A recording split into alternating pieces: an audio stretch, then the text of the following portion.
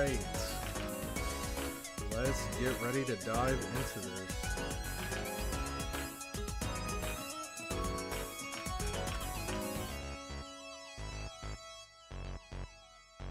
Alright. Let's turn it down a bit. And boom. Yo, what is up, guys, and welcome to part 50 of our FGO live stream series here. And today's just gonna be a casual day, right? We took down the mighty Gawain. We are the reigning champions, and so now it's time for us to continue our journey. I believe right now in Camelot we're about to meet with Arash and the assassins and the man of the mountain and everything. So I'm looking forward to that. But before we get into that, first, what are you guys' thoughts on the new memes? We finally updated it after so long, and there's still more that I have to update, but I honestly just ran out of time. So there will be more, and on top of that, I will be including this with the older memes as well. I just wanted to cut this section out and just loop it so that, you know, you guys could see it while they're new, and then for next stream I'll put them all into one big compilation. But thank you so much, Matthias, for the 4-month membership, my friend. You're super close. You're super close to getting the new badge. Again, appreciate the support. As always, man, glad you can make it to the stream. Let's see what we got going on in the chat. Oh yeah, also, it's weird. Okay, so I technically wasn't late. I was here on time, and I started stream on time. The only reason why I was late was because I forgot that my stream key was still set to my Twitch. So I was like streaming on Twitch for like 5 minutes, and then I realized what was going on, and I had to go and delete that and then start up my YouTube stream. But yeah, that's why we're a little late today. Let's see, some quality memes there. Yep, some pretty good ones. He's still riding that high. Hey man, let me enjoy this, alright? Let me enjoy this. You guys are hyping that fight up for so long. I came out on top. Let me enjoy this. Let's see. Then beat Agravain with your oh, here we go again. Gawain wasn't enough, so now I gotta beat Agravain just using my servants. Alright, we'll see. Also, thank you so much, Matthias, for the 10 gifted memberships. Let's see who got one. They'll believe it. Wow, wait, what the heck? Wow. Let's see. We have the Believe It. Oh my gosh, the Believe It, JJ, Mallow, Star78, HRK, Paimon is Food, Izuki-chan, Tem Shop, Anton, and Hans M. Congratulations to all of you guys that got a membership. And if you are here in the stream, make sure to thank Matthias for gifting all of these memberships. Thank you again, Matthias. I appreciate the heck out of it. And obviously, you know, if you're a member now, make sure to spam that evade emote for all the people that didn't get gifted. And if you didn't get gifted, feel free to spam whatever the heck you want. Cartwheels. There's people rolling away in wheelchairs. There's someone flying out in a helicopter. It's getting crazy. People biking out of here. That's amazing. Yep, we got some people skiing. Oh my gosh. Okay, I can fix that. Mic volume is low. Okay, better now? Mic volume better? Is the stream good? Because I don't know, this is weird. Can you guys see me right now? Put a thumbs up if everything's good. Because I don't know what's going on right now.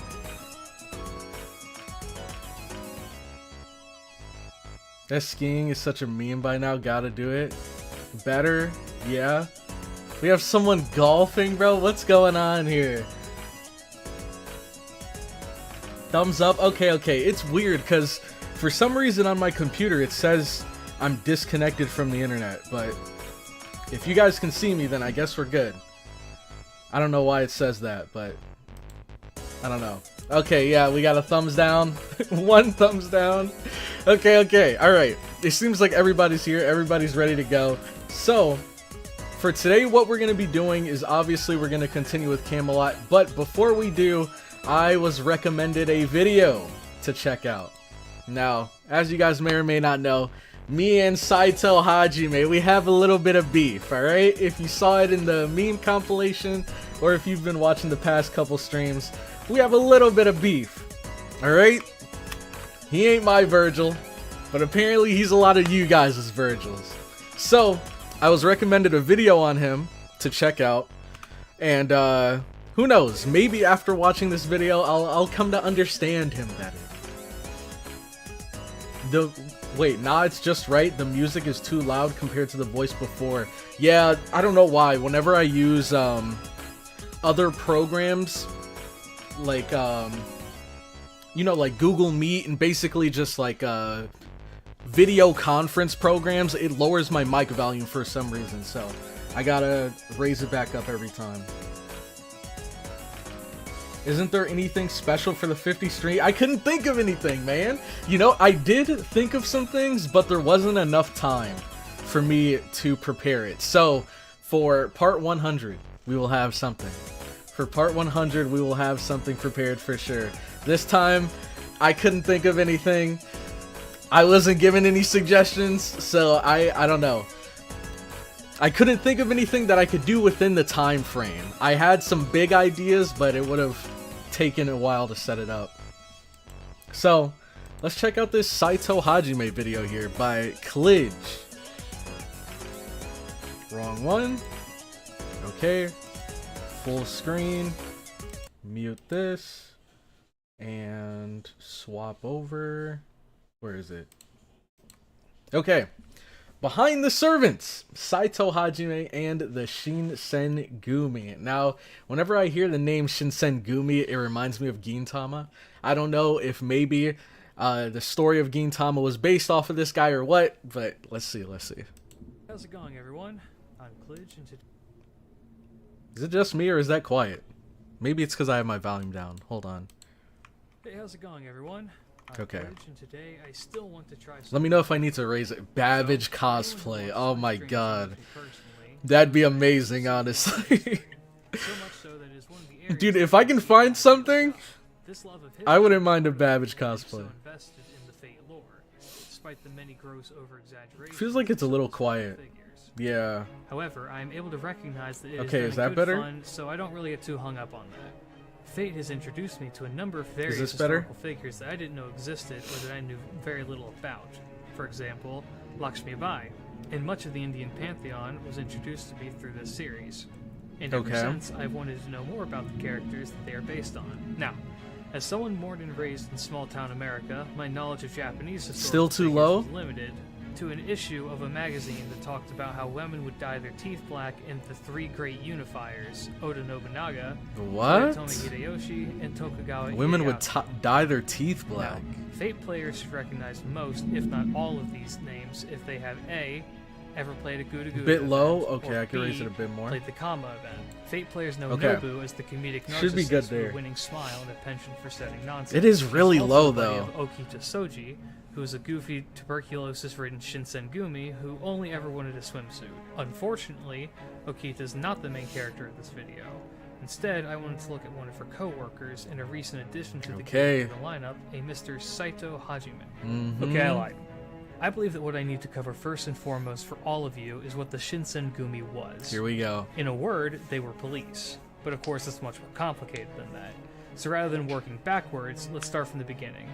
Commodore Perry is an infamous figure in history, as his arrival on Japanese shores meant the forced opening of Japan to the rest of the world in the year 1853.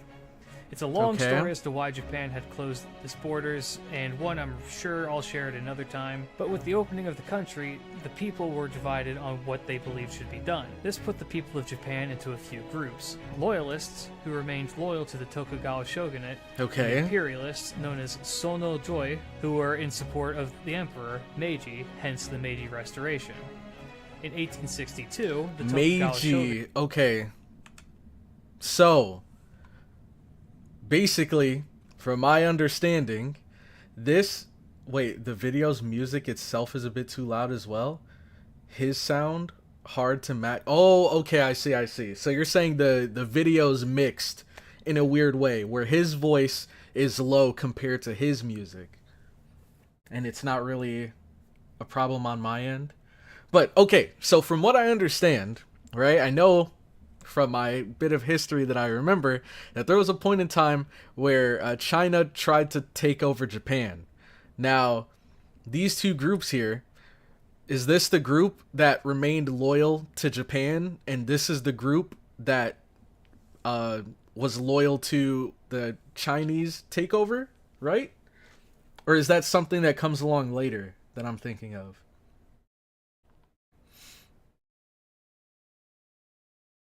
I always like the long hair with Shinsengumi uniform for Hajime. Then there'll be like the Virgil one. Wait, am I... Hold on, I feel like my stream is delayed.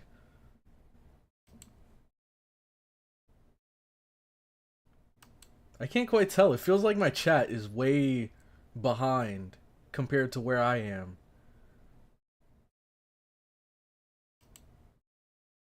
More European and American ships, Chinese takeover attempt, or rather Mongolian, was way longer ago. I'm talking about, well, maybe this is the same incident, but I'm talking about, man, I don't remember. There was like a, what were they called? Like the boxers or boxer fighters? I don't remember. It's always a bit delayed every stream. Yeah, but it feels like it's delayed longer than usual. More that it was a separation of tradition and modern world. Okay. Chat is always like 20 seconds behind. Okay, maybe it's just... It's been a week. It's been a week since I streamed, so... Meiji, hence the Meiji Restoration. Maybe I'm just getting back into in it. 1862, Getting used to it the again. Tokugawa shogunate formed a regime of 234 ronin, who are masterless samurai, to march on Kyoto. This was done in response to the rising tensions and violence that was occurring in Kyoto. And the primary role of Europeans this group, forcing China to open up. Okay, that's to the protect guy the looked shogun. like he was from However, Europe or one something. of the leaders of the Roshigumi, Kiyokawa Hachiro, was actually in support of the Sono Joi, and upon arriving in Kyoto, declared the Roshigumi true intentions were to protect the imperialists in Kyoto. This announcement caused a ripple in the group, and 13 members defected. These 13 decided to remain in Kyoto as its protectors, still loyal to the shogunate, and would later become the foundation for the Shinsengumi. The initial plan of guarding the shogunate in Kyoto eventually evolved into a much more broad idea, that being the restoration of Kyoto in the name of the shogun. Thus, the group took to patrolling the streets Nadia, and welcome renamed to the themselves stream. the Shinsengumi. They were officially granted police status for Kyoto by the Aizu clan, who were also supporters of the shogunate. They were initially led by a guy called Serizawa Kamo, but due in large part to his own erratic actions and behaviors, a plot was formed to assassinate him and his subordinates, led by Hijikata. From there, Whoa, hold on. What was a that? guy called Serizawa Kamo, but due in large part to his own erratic actions and behaviors, a plot was formed to assassinate him and his subordinates, led by Hijikata. Okay, There, Hijikata, the I know leadership he's role playable. switched to a man by the name of Kondo Isami, who I believe we will eventually get as a fate servant. Under Kondo, we now have the true Shinsengumi. So, the role of the Shinsengumi was pretty simple. They were a police force focused on maintaining the shogunate in Japan, but mostly out of Mibu, which is a suburb of Kyoto at the time. Okay. The group was quickly given the name the Wolves of Mibu, which, though it may sound cool, was not a flattering title. The title came from the swiftness in which the group would take down potential threats, but likened the group to savage animals meant to be feared. This is who the Shinsengumi were. But let's talk specifics. The character that inspired me to make this video is not our lovable Okita or the pickle-loving Hijikata, but rather the wild-haired business suit-wearing Virgil impersonator Saito Hajime. Okay, wait, this is him? So this is what you were talking about earlier with the long-haired version of him. Why does he look so much different? Is it the haircut? It might just be the haircut and the glasses. He looks way cooler here. While I have a great affection for Okita, Hajime jumped out at me while I was There's also a researching CE Bond called CEs for Wolves of another video. Mibu. The description of this Bond CE is truly sad, but it highlights something important that only he did out of the Chaldean Shinsengumi members. Hajime survived. The Bansi Eve reflects the thoughts of Hajime in later years, pondering if all of his... Hold on. Wait for the plane to pass. I don't even know if you guys can hear it, but it's distracting me, so I gotta pause it. And they are all connected to the European and very much also U.S. colonization ambitions in Asia. Okay. Judiel, welcome to the stream. Ash, welcome. Meiji is the Japanese emperor. Tokugawa is the shogun, the leader of the samurai. Okay. So it's like, I see. So it's all involving Japan. The Boxer Rebellion was 40 years later. That's what I was thinking of. But you're right. That did come along later. The Boxing Rebellion. Exactly. This video really isn't great at putting things in layman's terms. Yeah, I've started to realize that as I was watching through. Like, I don't know. It kind of feels like I'm reading a history book here, but it's not really, you know. I wish there was a bit more excitement, a bit more passion. But again, I don't really watch Klidge's videos like that, so maybe it's just me not understanding the kind of content that he makes, but... And the Shinsengumi found what it was that they wanted. Maybe he's just focused on, you know, being more informative and accurate. So with that, let's take a closer look at Hajime-chan, as he calls himself. Saito Hajime was born in the Musashi province. Okay, here we go. Now we're getting to it. Which is now Tokyo, under the name Yamaguchi Hajime. Unfortunately, we do not know much about his early life. We know that he had two older siblings, one brother and one sister, and that he fled Edo in 1860. I'm not gonna lie, the fit is kind of clean. A high-ranking samurai. The suit under the cloak? Now, or under the trench coat? They say that he killed the Hatamoto by accident, but never how that happened. What we do know is that he was one of the members of the Roshigumi who dissented and helped found the Shinsengumi. Fun historical fact. Him, Okita, and a third member named Todo Heisuke were all the same age of 19 years old at the founding of the Shinsengumi. Dang. And they were all the youngest members of the Kondo group. So, while you're staying awake all night trying to write an exam at 19, remember that. Yeah, what were you doing at the 19? Formation of the Shinsengumi, Hajime's prowess with the sword landed him the all-important possession of captain of the 3rd unit. Along with this title, he also received another job, discovering spies in their ranks. Now, Hajime, despite his young age, was incredibly dignified. He carried himself well and was described as a man not predisposed to small talk, and as someone who never dragged his feet when he walked. He also always sat in the formal position known as seiza, which looks like this. Supposedly, he was constantly on alert and monitoring what anybody said. All of this combined made him somewhat of a mystery to the others in his ranks, like a lone ranger who joined up with a posse. For the sake of time, I'm going to skim through most of the major altercations that the Shinsengumi were a part of. However, I will try to make it make sense. Historical battles are never easy to explain. Let's start with Klidge is a teacher after all, that makes sense. This occurred because the Shinsengumi arrested a man by the name of history teacher, maybe? Shintaro for being a member of an anti-shogunate group and was plotting to use the Mori clan to help overthrow the shogunate. This, along with a plan to burn down Kyoto and capture the daimyo of Aizo, was found out by Hijikata, doing horrendous torture to the poor guy. Dang. Something about him knocking him out and drilling holes in his legs, then putting lit candles into the holes. What? This led to a conflict at the Ikedae Inn, where a group of Sono Joy were holding base. The Shinsengumi were divided into two groups, one led by Hijikata and another by Kondo.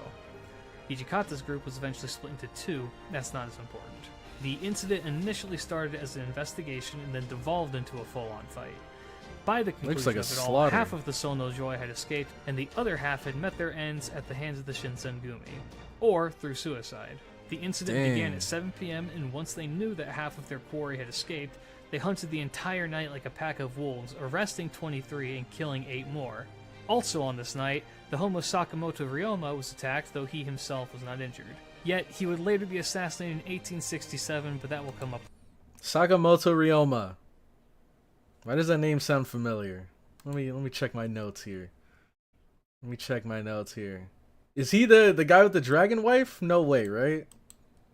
No way. We're getting crossover here.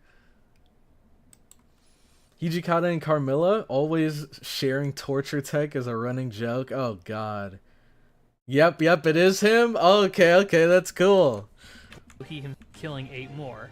Also on this night, the home of Sakamoto Ryoma was attacked, though he himself was not injured. On Yet, this he would same later be night, assassinated in dang. 1867, but that will come up later. As for casualties on the Shinsengumi side, only one person was killed in combat, and another succumbed to their wounds later. That's Heisuke pretty and the impressive. second captain Nakagura Shinpachi, who were also likely to get into FGO, were injured, and Okita coughed up blood for the very first time from tuberculosis. To the allies of the Shogun, this was viewed as an I feel like this is outstanding probably a success. running gag Next is a too. bit briefer and is known as the Kinmon Incident. This was initiated by the Choshu rebels, who were imperialists. The Choshu suffered heavy casualties, and it is believed that once they realized that they were going to lose, they set fire to Kyoto. As for the Shinsengumi's involvement in casualties, my research turned up that they were present, and that is it. What we do know, however, is that Hajime was given an award by the Shogun for his endeavors during the Kinmon Incident. Finally, and most importantly, is the Boshin War. This So was from the what I'm most hearing, major Hijikata altercation is the Shinsengumi kinda were him. part of, and would be the one where the group inevitably met their end. I'm not going to go into great detail about what happened here, but here are the basics. The war was caused by the growing tensions between the imperialists and the loyalists, Okay. Emperor versus Shogun, and growing dissatisfaction with the shogunate's rule. Throw in a bit of Western influence and trade into the mix, and we have a recipe for a good old-fashioned war on our hands. The Shinsengumi's involvement was clearly on the side of the Shogun, but this was not the strong side of the fight. The Shogunate was in a very clear decline during this time, and the Shogun, along with the Shinsengumi, left Kyoto peacefully. From here, they would become a part of another group known as the Koyo Chinbutai.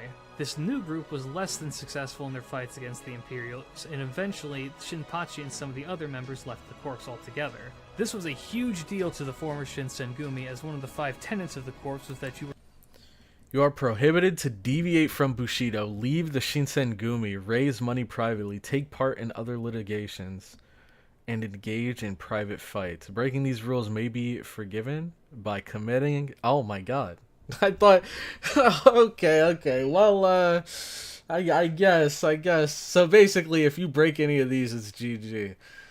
So, okay, interesting. It seemed like they were doing their thing in the beginning, and then eventually they started to shift around. People started to leave and join or assimilate, I guess, with different groups, and then some people just left entirely. So I wonder if those people that he mentioned, like the Shinpachi guy, did they actually suffer this fate of having to commit seppuku? were not permitted to leave once you joined. Or did they... As doing so would be dishonoring Were they to just like Shogun. fugitives? After jumping from temporary base to temporary base, Kondo was eventually captured and executed for being a member of the plot that assassinated Sakamoto Ryoma. Soon after, the Koyo joined the Republic of Ezo, an opposition force to the Imperialists. During this time as well, Hijikata was shot but survived at the Battle of Utsunomiya Castle, and holding up the ranks of the former Dang, so Shinsengumi everything's was going Hajime, downhill. leading the others into battle in Aizu territory. He fought valiantly until the end of the battle, but he and his group were captured and taken in as prisoners of war. Thus, the Battle of Aizu was concluded. Hijikata would later recover from his injuries and led a fairly successful campaign until he was killed by a bullet in June of 1869. Dang. And soon after, the Republic of Ezo surrendered and the Boshin War finished. Of the prominent members of the Shinsengumi, Saito Hajime and Nakagura Shinpachi survived. Okita died of tuberculosis in Edo in 1868, for those curious. But now Oh, so Okita was a guy. I did not know that. I mean, I guess fate makes everybody into girls, so I guess, okay, so now we see what Okita actually looked like. That's interesting. that the war was over, And I guess it makes sense, because I'm sure at this point in time, you know, women weren't really known to participate in these kind of, you know, bloody samurai battles and these kind of rebel organizations and stuff. Do not believe fate gender? Classic fate? Yeah. Of course. I mean, okay, you can't say of course. I didn't know anything about these characters. I have never heard of Okita outside of Fate. Female samurai surely was a thing. I don't know. I mean, I'm sure there is, like, maybe, not once off, but, you know, there's a outlier story out there, I'm sure, of a female samurai, but I don't know.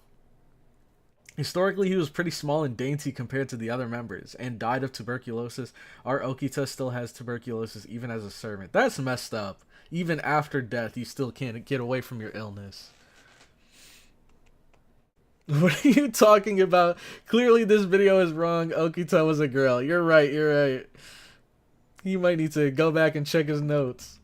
What does a manslayer do? Okito was a guy in Gintama. Okay, I've seen Gintama, but I didn't finish it. I've only watched a couple episodes into it. But, yeah. I recognize some of the characters, some of the names, but none of these guys that they mentioned, like Hijikata and Saito. Oh man, the real King Arthur was a woman. Here we go. Knack Here for we changing go. his name, and in this situation, he did just that. Wait. So In 68, in Nakagura I'm still trying to figure out, you know, what makes Saito so cool, because all I'm getting so far is that he was one of the youngest members. He was somewhat of a leader. He did lead a group, as he said here, into one of the battles, but then they got captured and taken in as prisoners of war. And I remember hearing that he was a very like serious and I guess polite person, respectful person. Pachi survived. Okita died of tuberculosis in Edo in 1868, for those curious. Here are the planes again. Here are the planes again. Female generals was a thing in the East during ancient times? Really? I'd like to hear more about that. Yes. But now that the war was over, what does a manslayer do? Saito Hajime had a knack for changing his name, and in this situation, he did just that. Okay. He went by the name of Fujita Goro and moved to the Aizu territory and eventually joined the police force. He eventually met a woman named Takagi Tokyo and they married and had 3 children. Mm-hmm. He still has descendants to this day, which is amazing. That's cool. For his work as a police officer, he now fought on the side that he had resisted for so long, the Meiji. Yeah, that's what I was thinking. Once I heard that he joined the police force, I was like, wait, doesn't that mean he joined the enemy? But I guess right here he just outright said it. In quelling some rebellions and riots, but for the most part lived out the rest of his life in a quiet, normal environment. He was not vocal about his experience. So he's a traitor. That's what I'm hearing. Shared that information with a select few. However, he was the only police officer permitted to carry a katana, which may seem strange, cool. but think about it like this. That's badass. Only samurai were permitted to carry katana around openly. In doing so, showed an allegiance to the shogun or a daimyo. So, to have someone do so after the shogunate's fall almost feels like a bit of resistance to the change. Alternatively, this is his way of remembering his former comrades who he fought alongside, but the truth is lost to history. He did, however, with the surviving members of the Shinsengumi, construct a monument in Tokyo known as the Grave of the Shinsengumi, in honor of their fallen friends. He would retire from the police force eventually and take on jobs as a guard at the Tokyo Museum and a clerk for a school. Eventually he would die, sitting Seiza, at the age of 71 in 1915. It's hard to imagine what sort of a life a person like Saito Hajime lived after the war. His comrades were gone, mostly, and he had fought on the losing side. But he still took up the mantle of protector, even if it was for the people he had resisted. To me, this is what makes the lines of his Bansei so emotional. Realistically, the way how he is depicted in FGO is incredibly off to how he acted historically, and a lot of that is the Guda-Gudification of the Meiji era that FGO Guda-Gudification. I feel like we're going to hear that a lot. But the most historically accurate thing that hit perfectly comes from his Bansei. It's simply called Memoir, and reads as follows. Even though it was quiet, the man's final years were unaffected and sincere, with fortitude and vigor. He quit the corps, stayed in Aizu, changed his name, and worked for the government as a police officer for his entire life until the very end. This respectable man did not talk much about the guys he used to fight together with. This man intentionally lived like a samurai in a period where the way of the samurai was faded and lost its value. Just kidding. Really, even though I look like this, I actually have a loose tongue, and that's when I speak untactfully. I would talk incessantly and mix truths with fictions. Some time ago, too, at the dojo, my arrogantly poking at the youngsters who were stabbing their bamboo swords with all their might somehow became me talking down to them. In the first place, I can't think about each and every detail about things like killing with the sword like this, or cutting things off like that. I'm so absorbed in it, I'm just crying out loud and brandishing it around, you know? Oh well, that's the way it was back then. Obsessively fighting, obsessively laughing and crying, obsessively dying away. Everyone was running around like that. That's why I thought at least someone like me could hold up the flag and live boldly until the very end. The lone Shinsengumi who continued to fight the turbulent Bakumatsu and lived through until the end. No one knows of his true thoughts. Hey, everyone, did you manage to find the end of your dreams? Dang.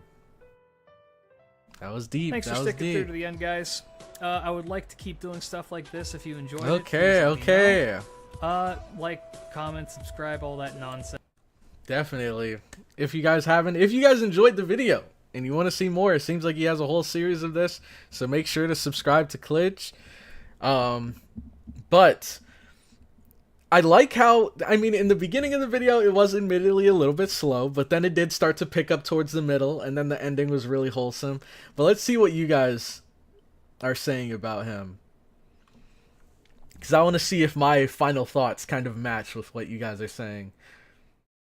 If there are any outliers, Ubisoft will make a game out of it for sure. That's a good one. That is a good one. We do, however, have plenty of Hijikata photographs, and he wears the same drip as in the most famous one of the servants. In the most famous one as a servant.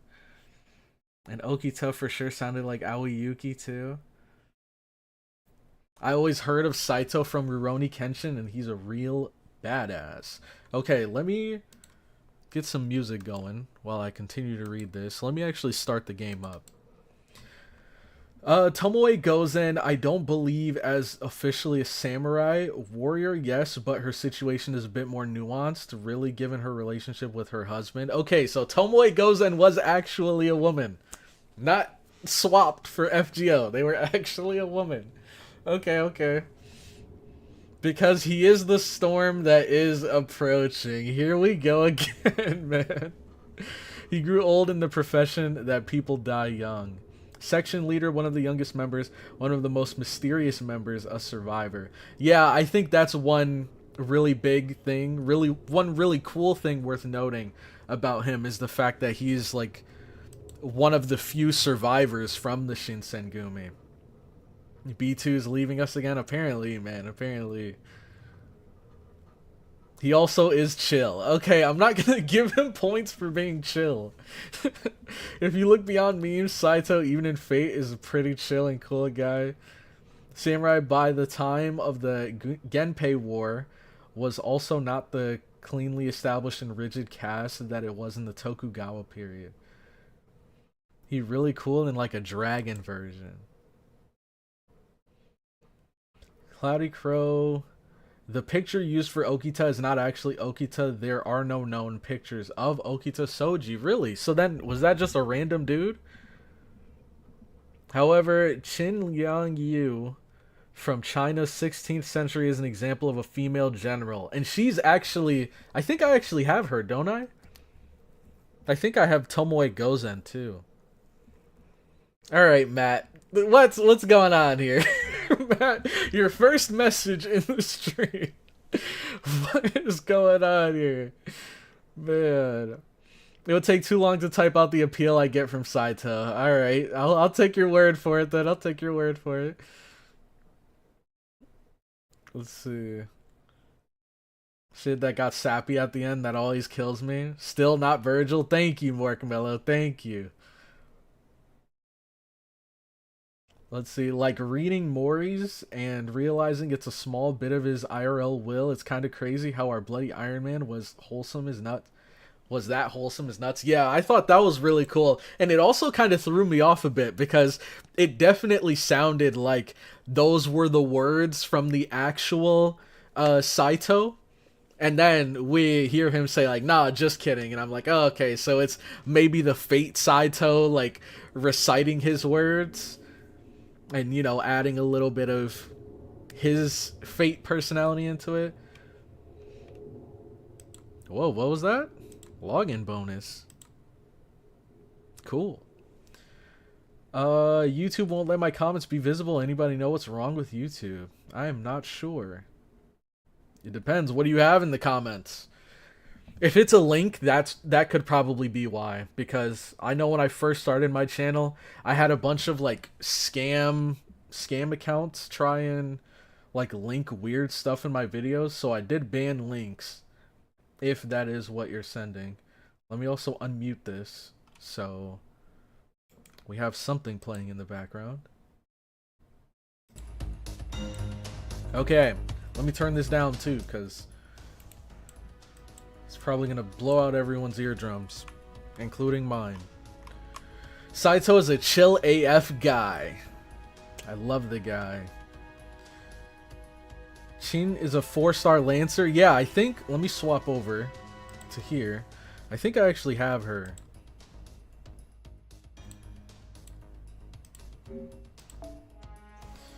Yes, you do.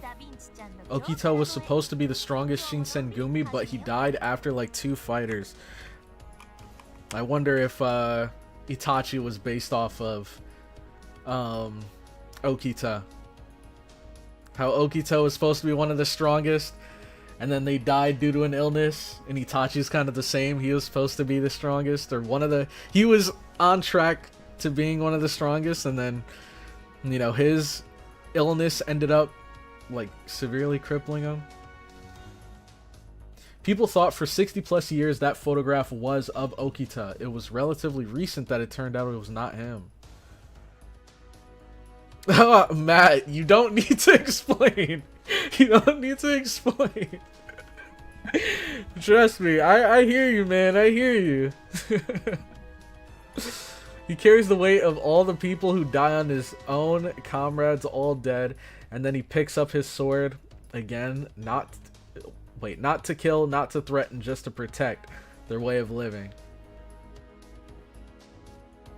Oh my gosh, what is going on here, man? Why are we defending Matt now? You know what? Go ahead, go ahead. I am not going to get in the middle of this. I think female rebel leaders were more common in the East, like the Trunk sisters. Trunk sisters, Lakshmi Bai, Boudica, Zenobia. Ogito was also sickened. I think it was tuberculosis. Yeah, that's what I'm understanding, is that they had tuberculosis and that led to their ultimate demise. I was copy pasting a message about making you watch fun facts about MASH from Klidge. We could check that out. If you have a link, feel free to ping me on Discord and we can probably check it out next stream. But for this stream, we're gonna continue. We're gonna continue our journey into the mountains. What? Man. Okay, so we're going back to the wastelands now. And my guess is that we're gonna start heading up in this direction. Let's see. Taking flight. Alright, so like I said, just to speed things up a bit, I'm just gonna pick characters that I like from here. Or just, yeah, I'm just gonna go with anybody. Instead of searching for recommended servants. We got Gilgamesh, Emiya. Let's use Emiya. Okay. Now, I think it was party 3. Oh yeah, also, you can put a name for it. Story. Okay, and then we have farming. Okay. Gotta label these. I don't know. This is just a random one. Okay, so...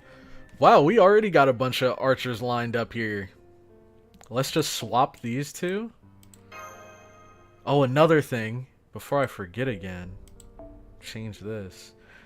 This almost screwed me over during that Gawain fight. Because I thought I had this equipped already. So I planned my team around having that. But fortunately, I didn't need it. Alright. Let's do it.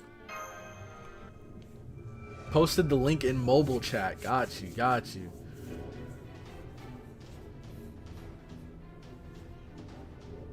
Okay, we've managed to break through the line. What's the situation, Romani? The Knights formation is broken in 2 places, and refugees are escaping through them. I detect about 50 life signs around CloudyCrow, and about 100 from the other location. There are more over there, but none of them can fight back, right? We have to leave them on their own, considering how far they are. If we tried to join them, we'd all be rounded up together. The only thing we can do now is escape in different directions. Lucius, Betty Vieira is correct. We need to guard the rear for the refugees here. Fortunately, Sir Gawain isn't pursuing us. Look, the sky has turned back to night. I would hazard a guess that he hasn't received orders to leave the gate and give chase. Before that happens, we'll use the cover of darkness and get as far away from the holy city as we can. Oh, but before that... Oh yeah, correct me if I'm wrong, but the Holy Grail was never brought up. Like, Gawain having the Holy Grail, that never happened in the movie, right? I don't remember hearing about that at all. Don't let them escape!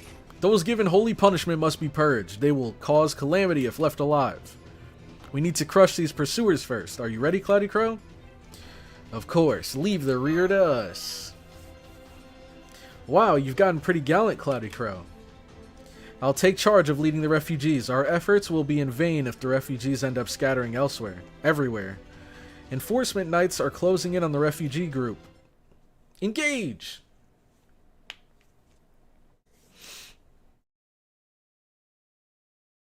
Let's see. Are you leveling up your servant skills? Every once in a while. Like, it's kind of tough because a lot of the servants that I have, I've leveled up their skills as high as I can. And the reason they're not higher is mostly because their materials I can only really get from pure prisms. He doesn't, and he still doesn't. Okay. Use teapots to increase bonds you get since they're about to run out. Oh, the teapots have a time limit? I didn't know that. Oh, speaking of time limit, I gotta check my present box after this. Oh, man. That's, running low.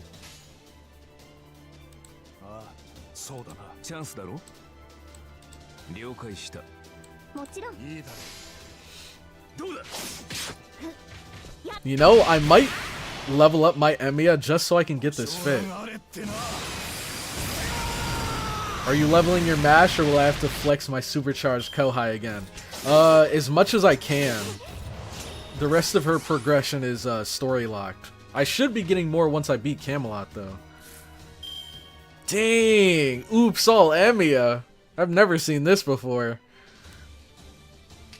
Okay, evade, increase defense. C-star drop rate, critical strength. And then increase all. Only for one turn? Switch NP type to either Arts or Buster for yourself. Okay, that's kind of cool. But only one turn? Dang. That would go crazy this turn, though. That would kind of go crazy this turn. But, probably not. Is this Charisma? No, but it's close.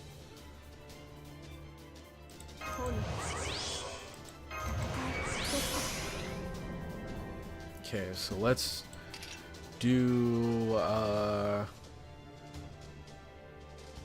she should be able to kill here. Okay. Arts NP will refund gauge like crazy. With the skill 3 or without the skill 3? Did you know Honkai Star Rail? Oh yeah, should I? Oh, I was thinking of checking that out. Should I do that after this?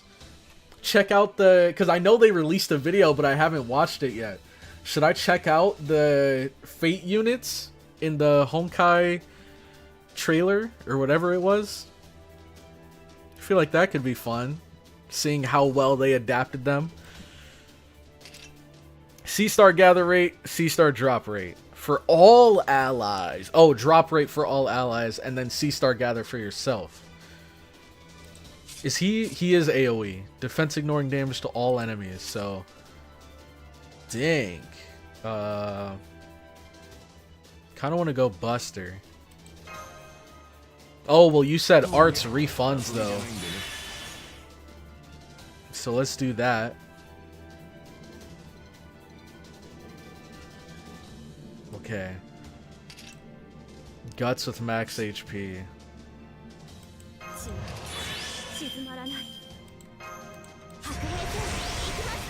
Alright, let's see how much you can do here, buddy.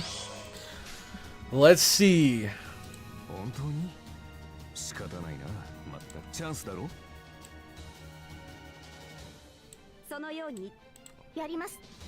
want to get some C stars here. I am The bone of my sword. Dude, that looks so fire.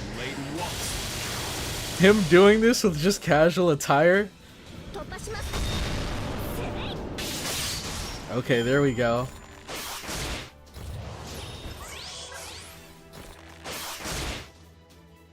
Alright. Ooh. That's cool. So, full combo. The latest Honkai Star Rail lore trailer was insane. They're out on the 11th. Dang, time flies, man.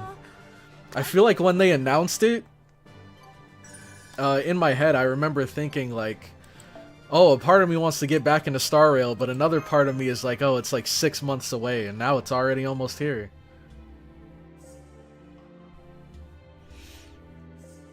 Gawain reporting in. Where's the Lion King, Sir I almost said what? I don't even know what I was about. I didn't know that was a thing. I didn't know if I click and held, it would skip all of that. Okay, anyways. Where's the Lion King, Sir Agravain? The king is gone to sleep. I already explained the situation. You will be punished later, Sir Gawain. You are to wait in your manor until then. Dang, he's talking to him like he's his dad. How unfortunate. I cannot see the king, even in a time like this. Naturally, it is merely the escape of some refugees. We can handle it ourselves. Or, Sir Gawain, are you saying you wish to trouble our king? I would never do such a thing. Looks like there was some misconduct. This blunder is unfitting of you, Sir Gawain. How tragic. Ha, maybe he went easy on them again. The Knight of the Sun is such a kind man. That isn't kindness, Sir Mordred. That is disrespect. It is by the order of the king that the holy selection take place. Death awaits any failure, Knight of the Round or otherwise. There is no need to wait for the king's verdict. Agravain, may I cast judgment on Sir Gawain myself? Hey, that's harsh. House arrest should be punishment enough for him. No need to cut his freaking head off, right? Okay. Who are you and what have you done with Mordred? Who are you and what have you done with Mordred? Because the Mordred I know, the Mordred from Apocrypha and the Mordred from London would have been like, oh, sucks to suck, Gawain. Or she would have wanted to get in on some of the action. Mordred, this is why I say it. You don't understand the king's heart. You would wish our king to personally take the head of a knight of the round? I am sad. Such would be indeed the end of the world. For our king's sake, I must take the life of my friend. Do you understand, Sir Gawain? A swift decision from Tristan, as expected. Yes, here in the throne room, my gift is useless. Go ahead and take my head. The sharpness of Failnaught would do so without a doubt. Indeed, I can cut so cleanly that no blood will spill out. It would be ill-mannered to stain the throne after all. Dang. Hey, wait, are you serious? You really are. Hey, stop it. I said stop. Tristan cutting off Gawain's head. Father would never allow such a thing. If you are to die, I will butcher you myself. I'm sure that's what King Arthur would say. No, wait. Put down your bow, Sir Tristan. Dang, Agravain looks kind of clean here, I'm not gonna lie. I find it hard to believe that Sir Gawain would meet such resistance from refugees, much less allow their escape. Did something unforeseen happen? Circumstances may dictate Sir Gawain's punishment be eased. What say you, Sir Gawain? Were the rebels who attacked you at the gate truly refugees? I have nothing particular to report. There were simply 2 unknown servants mixed in with the crowd. Both likely wandered in by the call of the Holy Grail. They are not the kind of heroic spirit who could threaten us. I see. Thank you for the clarification. Sir Tristan, the punishment for Sir Gawain is... What is this ruckus? Have you started a war council for the desert invasion? Desert invasion, not dessert. Desert invasion, Agravain. Your Majesty. What's this? To think you would come to the throne room so late at night. Allow me to make a report, my king. Half a year has passed since your rule began. Our holy city is more prosperous than ever. Markets are full of bustling voices, wheat grows thick, flowing waterways glimmer, and flowers bloom in the gardens. The sky is perfectly clear and blue, and the desolate winds of famine cannot reach our lands. Wait, now that I think about it, if I were to start playing FGO, and that was my only introduction to anything Fate, would this technically be your first time ever encountering Saber? In this singularity right here? So you probably wouldn't know about the, you know, kind-hearted, you know, noble king Saber.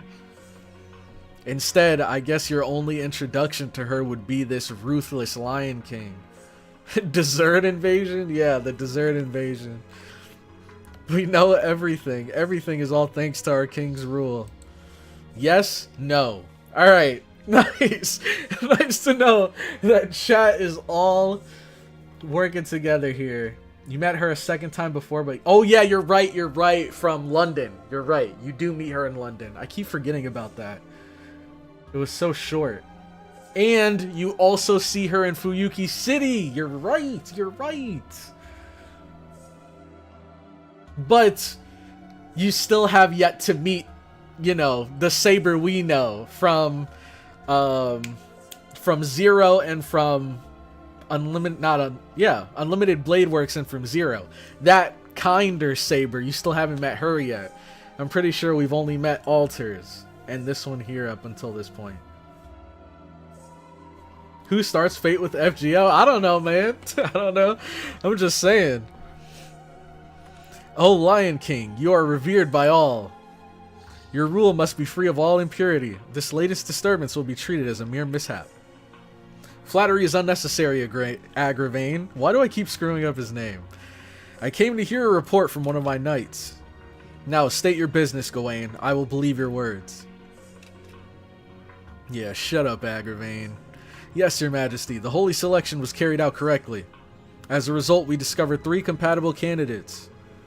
2 were secured and giving a warm welcome as citizens of the holy city. However, the remaining one was lost. This was due to my negligence and supervision. I also allowed the refugees to resist, losing 12 enforcement knights in the process. The enclosure was broken over. 100 refugees fled. They split up. One group headed to the mountains. The other was sheltered by suspicious merchants. Their destination remains unclear. Suspicious merchants? That sounds like Agravain's problem. Does that mean they haven't been wiped out? It would seem so. Indeed, we still haven't confirmed the death of one merchant leader. That concludes my report. I am prepared for any judgment you may hand down. I already dedicated my life to you. Please make your decision, my king. I see. Very well then. Raise your head, Gawain. Ah, you may remain on your knees. Also, real quick, before we get into it, if you guys have a link to the Fate characters in Honkai Star Rail, if you have a video link for that, feel free to ping me in the Discord, so I won't have to waste time looking for it. For you have no need to ever stand again. Oh my god. Okay, that was a crazy thing to come back to. Holy crap. She said, raise your head, Gawain, as you may remain on your knees, for you have no need to ever stand again. How enviable. It may have been but a small amount, but to receive the king's sacred lance. Gawain! Mordred, what happened to Gawain? Calm down, Agravain, let's see. Ha, I'd expect no less from Gawain, the toughest bastard of the Round Table. Ha, look at him, so pathetic. I remember this from the movie. Not only did he blast through the castle wall, but he was blown out to the holy city's outer wall, and he still survived it, right? And on top of that, he managed to survive, but man, it's gonna be a pain in the ass to fix that wall. He's alive? Sir Gawain is alive? Dang, she's here. Hear me, Knight to the Round Table. That strike was death itself. The fact that he survived shall be considered Sir Gawain's pardon. Are there any objections? Nobody would ever object to you, your majesty. There is, however, one sad thing about all of this. Starting tonight, we'll be hearing yet another song at the tavern, extolling praise upon the magnificent Sir Gawain. How truly sad. The number of songs written about Lancelot or myself hasn't grown at all lately. I said from the start to leave everything to Father. There's no way I'd complain. Mordred, I don't recall granting you citizenship to the Holy City. You are only allowed to stay in the city during the day. Return to your natural domain. Yeah, I'll go back to the wasteland. Leave guarding the outside to me, Father. Dang. So Mordred's just basically like the guard dog that sits outside of the house. That's kind of messed up. Mordred stays in the doghouse, dude. Out there in the wasteland. Your Majesty, this may not be my place to ask, but why do you not allow Mordred to stay in the Holy City? Indeed, it is not your place to ask. Do you wish to measure up against Sir Gawain's toughness? Even you, Agravain of Iron, would suffer after one of my blows. What? No, I simply thought that stationing Sir Mordred in the Holy City would solidify our guard. Unnecessary. That one has no use beyond roaming the lands outside. Keep them alive until our eventual battle against the Sun King. I see. Temporary freedom is a great reward, so to speak. Very well. I shall issue the order to pursue the refugees. I'm sure Sir Mordred would be happy to be of use to the king. Oh my god, bro. She's like the stepchild, bro. What is going on here? The unwanted stepchild. What is it? The adopted kid. Also unnecessary. Leave the refugees. They'll die eventually in the wasteland. The Sun King will soon realize our true intent. Prepare for the coming battle with him. When the Knight of the Lake makes his triumphant return, we'll settle things with the Sun King. Understand, Agravain? You still rely on that man. Agravain, is it really okay not to pursue the refugees? Of course, this is a direct order from the king. Still, be that as it may, we cannot ignore the outsiders. If they manage to repel Gawain, they are likely led by the foreign master. The master causing a revolt at the gate is hereby considered a rebel. Send pursuers their way and destroy them. Whatever happens to the refugees accompanying them as a result of this is simply inevitable. I see. That plan sounds like something you'd do, Agravain. Who will you entrust the mission to? Let me think. I know of one knight who happens to be free at the moment. Raider Knight Lancelot. Contact him. He should be making his way back to the Holy City. Tell him to pursue the foreign rebels and that he is not allowed to return to the Holy City until they are dead. Dang, I like that serious look on his face. Mordred doesn't deserve this shit. Artoria's bastard child, exactly. An unwanted, yes. Stepchild, no. Yeah, I mean, that was more metaphorically, right? I know she's not actually a stepchild, but she's treated like she is. Agravain trying to look out for his sister. Oh, are they siblings? Or do you just mean, like, he's kind of a older brother figure to her? Mordred is not great on Camelot. The fact Agravain feels sorry for her is kind of telling. Remember, he is Mordred's brother. Half-brother. Okay. Oh, I see. So Agravain. Who's Agravain's mother, then? Is it spoilers if I ask who Agravain's mother is? Or is she not very important? Actually siblings? Half? Agravain was the best in the entire Singularity. Agravain, Gawain, Gareth, and Mordred are all siblings. Dang! Really?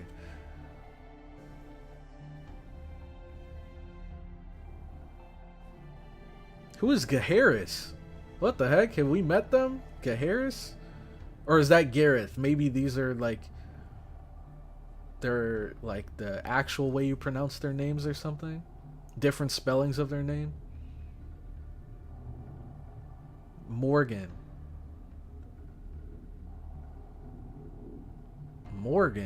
Half the round table is half siblings because of... Oh, wait. Oh, what? Whoa. Wait, that's interesting. This whole time, I thought that they were all siblings because they were connected through Artoria. And I thought their shared parent in Artoria is what made them half siblings. But you're telling me Morgan is what connects them all?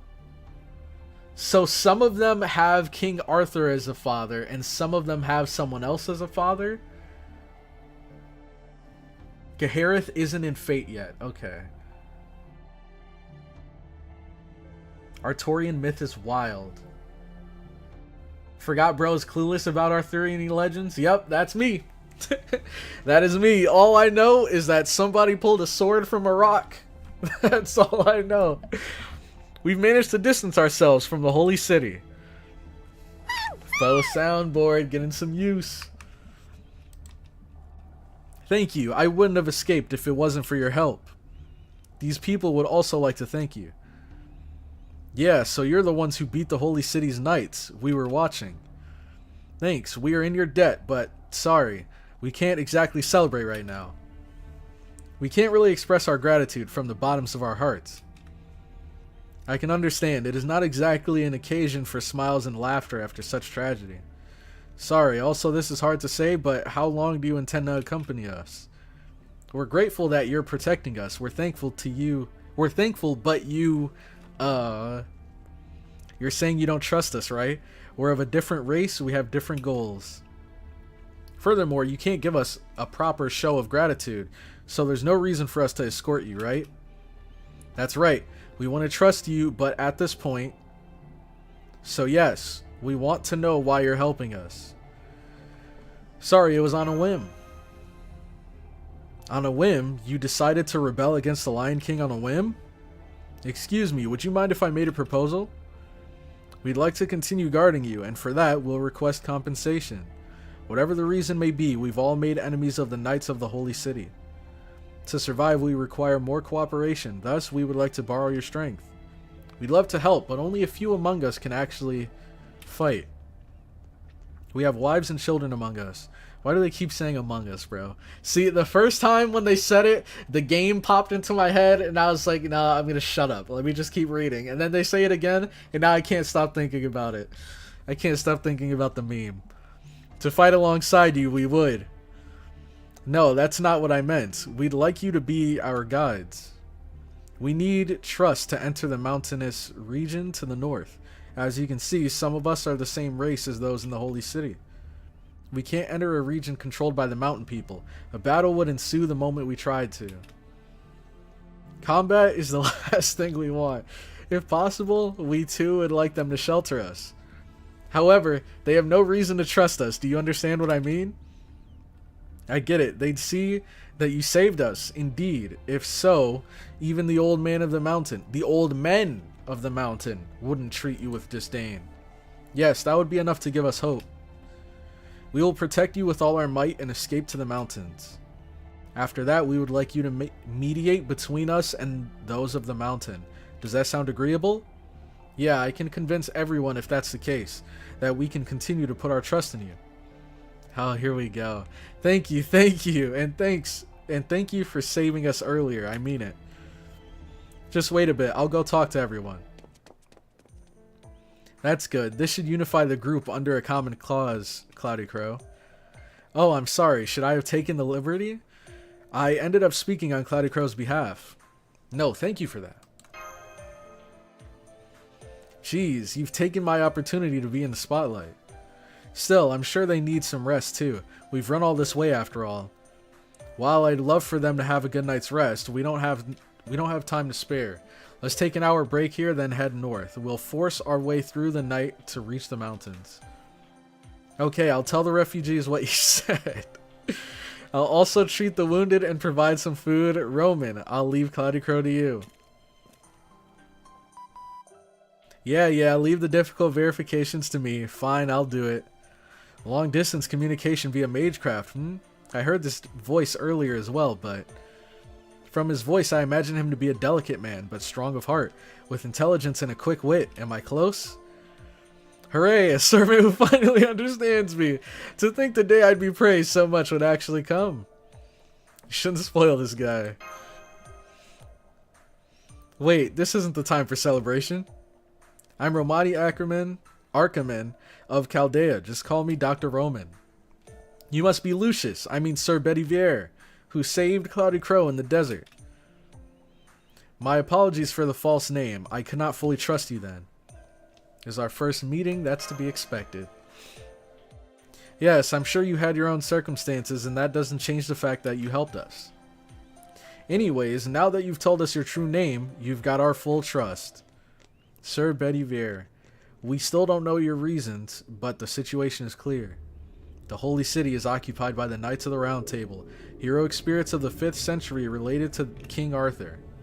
Those that gathered at the Round Table would naturally become the greatest force in this era, unfortunately this time as tyrants. And you, Sir Bedivier, are one of them. Normally you'd be a heroic spirit that sides with them, and yet you decide to save Mash. Someone helped CloudyCrow break the lines of those knights.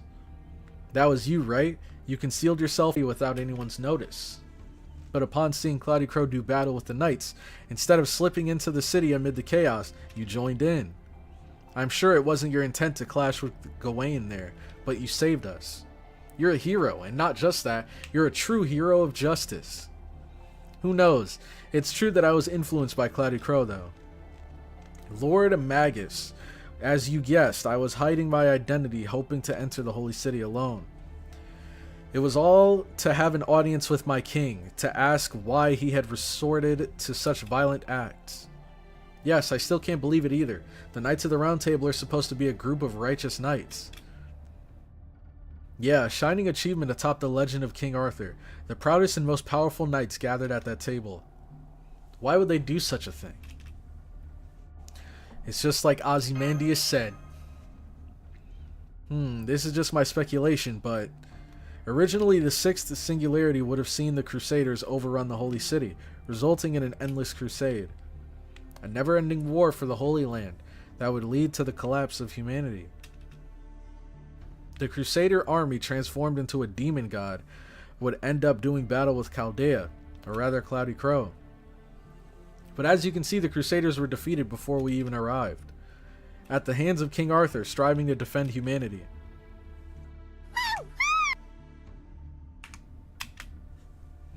As a result, the singularity was never repaired. In fact, the distortion grew even stronger. The reason being that King Arthur and the Knights of the Round Table built their holy city and took control of this era. They make no effort to save this land as it burns away. They only seek to enrich their own city. That's likely the case. It may be true that the inside of the holy city is a utopia. However, servants are mere shadows of their souls. They should not exist on this earth forever. Heroic spirits should only exist temporarily.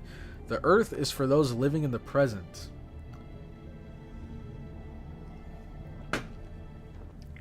Remember this, it gets brought up quite a bit later. Let's see. About the holy city being a utopia? Is it about the Crusader army and them taking them out? Or is it just everything altogether? The wise King Arthur should be fully aware of this. Yes, I hate to say this, but the Round Table has gone mad. The knights are now distorted existences who must be defeated. So that's why you decided to fight Sir Gawain. By the way, it seems like you knew about Chaldea already. Was Merlin the one who sent you by chance? Indeed, I heard all about your situation from him. He told me that those who intend to repair the singularity will appear. I don't remember this. I do not remember Merlin sending Bedivier, or I guess informing Bedivier about us. But maybe I'm just misremembering. He said to be on the lookout for a Romani Arkaman from Chaldea and to lend you strength if our interests align. Merlin? By Merlin, do you mean the court mage of King Arthur? Correct. He has shut himself away, however, speaking of how his preparations were not yet complete, or something of that nature. Yeah, sounds just like the legend. Merlin should be confined at the edge of Avalon. What? But Senpai, I feel like Mr. Merlin... I feel like we met him before once. You mean the commentator guy? Isn't this the commentator guy from the Karakuri Castle?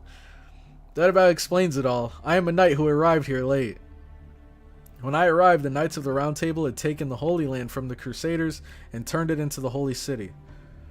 I've come this far to correct their deeds, even if it means cutting down my former friends. Sir Bedivere. Let's meet the king together. Yes, we also have a mission to restore humanity. The Sun King may have the Holy Grail, but the cause of the singularity this time is the Holy City. As such, we must enter the Holy City and face the Lion King. Isn't that right, Master? It's going to be rough, but we'll manage. Thank you, both of you. I may not be too much of use, but I look forward to working with you. You met Merlin in America? Yeah, I do remember that. I was just messing around with the Katakuri thing. Who were all the commentators again? I think it was him. Who else? It was Merlin? Shoot. Oh man, I can't remember who else was commentating with him. I feel like I'm gonna feel so stupid once you guys remind me, but all I remember is they were a funny duo. Oh, are you done talking? Then we should set out. I talked to the refugee leader. He said we'll reach the village of the mountain people if we continue north for 2 days. If we can make it, we should be safe for a while. We can plan our comeback there. Taigong and Kirei, you're right. K. Rasputin. Oh my god, bro. K. Rasputin. Can't believe I forgot about that guy. That was a good event. Okay, so now let's check out and see what Honkai Star Rail has been cooking. Let's go over here.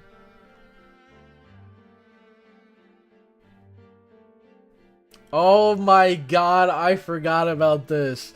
I can't believe someone actually clipped it. I thought this was lost into the archives. Oh my god, bro. I can't believe it. This is AI, by the way. This is complete slander. Let's see.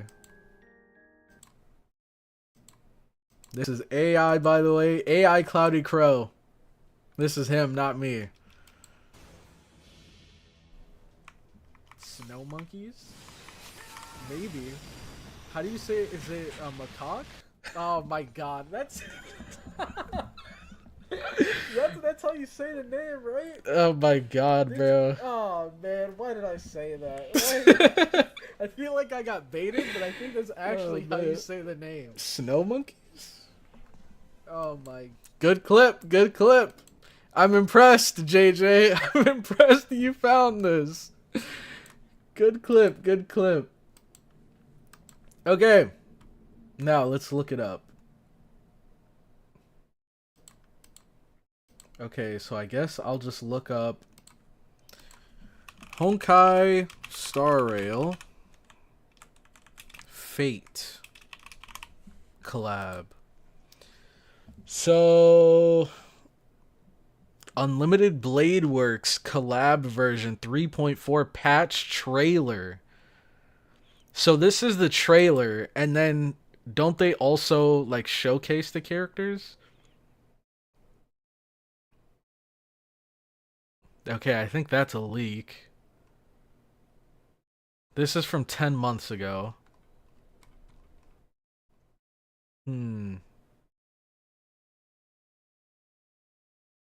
I don't know why I can't find specific animations for them.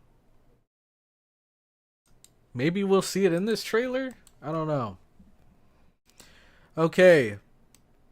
So, as you guys may or may not know, Honkai Star Rail, popular gacha game, they are doing a collab with Fate Stay Night. And I believe they're like bringing over 2 or 3 characters. So, This is the trailer for the patch when they're gonna release. And I don't know if we're actually gonna see gameplay. I hope we do, but I guess we'll just watch and find out. Let's see. Whoa, whoa, whoa, whoa, whoa. Hold on. Gotta make sure it's 1080.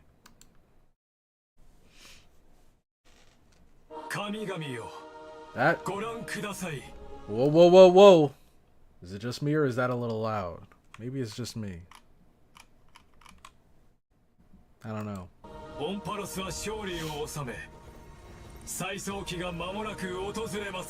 I don't know anything about the story. It's been so long since I've played.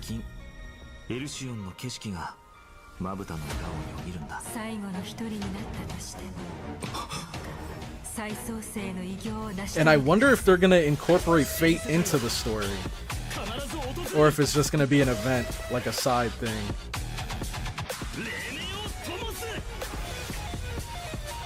And this is the newest character. Dang, that's pretty cool. Oh, here it is! The first ever Penaconian Holy Grail War. Let the games begin. It's an event. Here she is. Aratoria.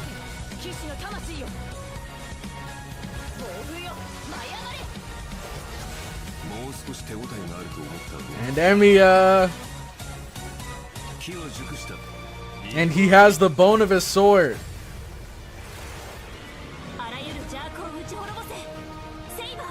Whoa, Cucullin too?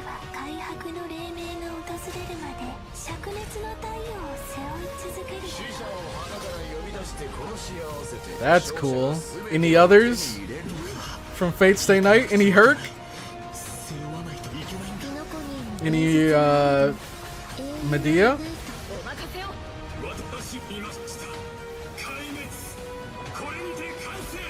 What the heck is that thing?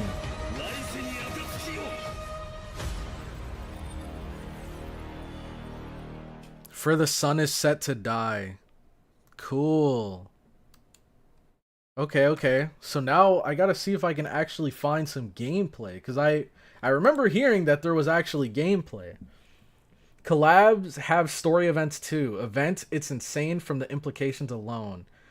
It's story, it's a mix of both. They give Archer for free, by the way. That's cool.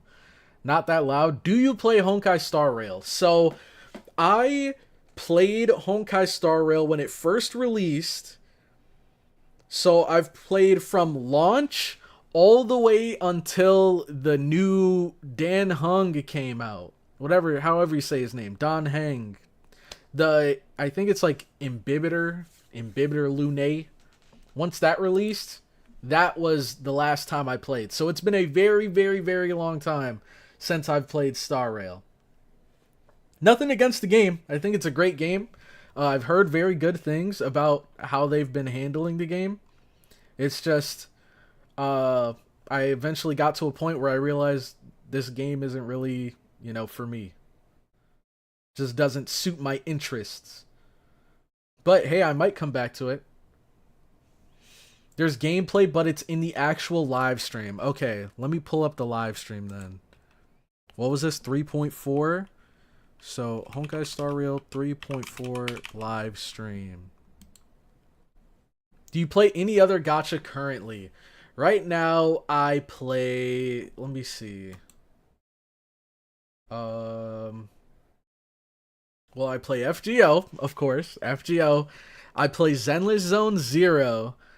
I play Pokemon TCG Pocket, and I think that's about it. That I'm actually playing. There's some different gachas that I've tried, but I haven't really put much time into them at all. I've been thinking about a Ethereum restart, but I've been hearing mixed reviews, so let's see. Here we have the live stream. It's very long, but okay. I found it already. I found it already. So it looks like they showcase Saber and Archer, but no Cucullin. I wonder if he's just going to be in the story and he's not actually playable. Okay. So let's swap the screen over. Don't spend too much time with this. We're just going to check out the animations, and then we're jumping right back into it. So let's start with Saber. Okay. So she's a 5-star. That's the highest rarity, right? Well, this is the planet of festivities after all. Oh, you brother. gotta dress up for the occasion. Exactly right. Not King the of voice Knight's new acting. outfit was personally designed by Mr. Takashi Ku might be an Takeuchi. NPC. It retains He her might be a iconic boss. Blue and white colors. And her iconic ahoge. That's right. It retains the nobility of a king on her shoulders and her of top. Okay, hold on. That's cool. Her model looks great. Okay, so hold on. Woo, we paused at the perfect moment. So from what I remember, every character has like a basic attack, an ability, and an ultimate. And then I guess there's probably some, you know, outliers where it's like, oh, this character has 2 different attack animations or something. So we have bare minimum 3 animations that we can expect for her. Let's see. Maybe I'm wrong, though. It's been a while. What the heck? Are these dogs carrying Coca-Cola bottles? What the heck is this event? She's got the invisible sword. That's cool. I like the animation there. Classic. Not bad. I'm impressed. Not a bad Excalibur there. What was that at the end, though? Was that a... Oh, I guess it was a follow-up after the Excalibur? I feel like we don't really see that too often. Usually the Excalibur is the end-all be-all. But I messed with the follow-up at the end there. Pretty cool. So far, thoughts on Artoria? I think they did a good job. I like her. I was most concerned about her Excalibur animation. It was great. I like how you had the giant sword beam. It slams down, and then there's like a explosion vortex. Pretty cool, pretty cool. The other animations, I do really like this thrust animation. How it like tears up the ground around her. That's pretty cool. So, Artoria gets a thumbs up from me. Now let's see Emiya, Archer. Okay. He's also a 5-star, and you guys said he's gonna be the free one? Director, show us the game footage already. Okay, looking good. Why does he have a bat? Okay. Wait, what? That was it? So that's his basic attack. Actually pretty cool. I like the pose. I like the slash. This was a little underwhelming. I don't know what this is. I don't know if this is an ability or what, but a little underwhelming. But here we have the bone of his sword. I like that. Oh, wait! What? That's weird. He doesn't say it here, but he says it after? That's a little strange. So this attack is cool. I like the sky. Oh, okay. So Not bad. He copies the MC's bat. Oh, yeah, because of the projection. It's a follow-up attack. That makes sense. Oh, okay, so that must have been what we saw from Artoria as well. When she did that thrust attack. Was that a follow-up? Pretty cool. So, when it comes to him, I like his animations as well. I think... I don't know how to really put my finger on it, but when it comes to his ultimate ability here, I feel like the build-up was really cool, but the final impact was just slightly underwhelming. It's still okay. It's cool for a collab, but yeah, to me it's just a little simple. It's just a bunch of swords and then you know, insert explosion here. And it was kind of a generic explosion too. It wasn't like Artoria's where it's this big flashy yellow vortex thing. It was just your generic like Looney Tunes TNT explosion right there. But So that's my favorite animation out of his was definitely where is it? This one right here. When he fires this, because of the sky, dude. The sky is sick. Reminds me of like Enuma Elish. Pretty cool, pretty cool. So, I'm not mad at it. I think this is a pretty good collab. But now it's time to swap back over. Overall, I'd give the collab, with 10 being the collab of my dreams and 1 being this shouldn't even be a collab, I think this is a solid 8. I think this is a solid 8. Literally just as FGONP, yeah, basically. Okay, so Camelot, we continue. That was a really long node, by the way. Is it just me? Or was that node super long?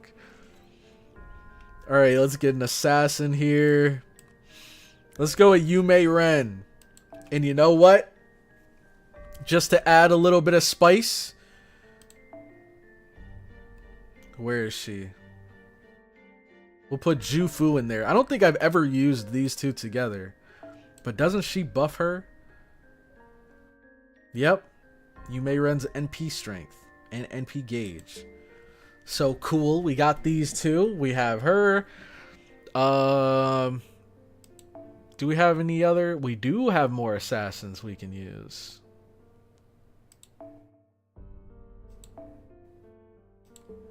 Do that.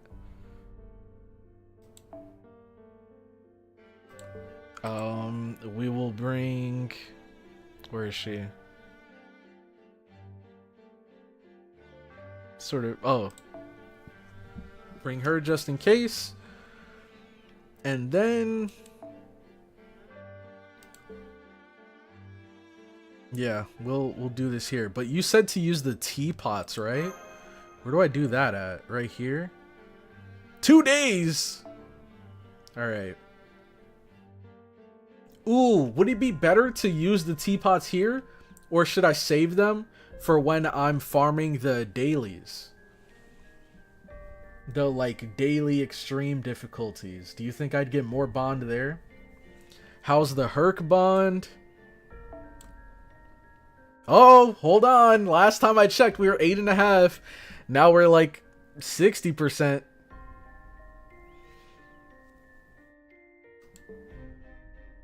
Bro did the game journalist rating. 7 out of 10, too much water.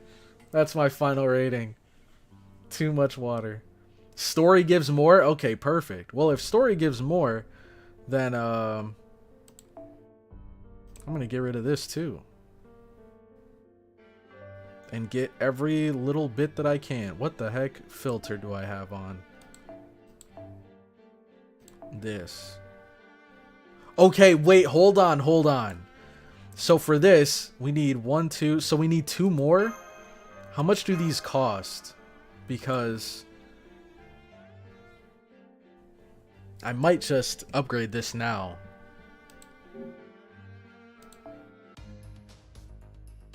Story gives more bond. ずずいっと奥まマナプリズムと交換する？いいとも。では今回の品物を紹介しよう。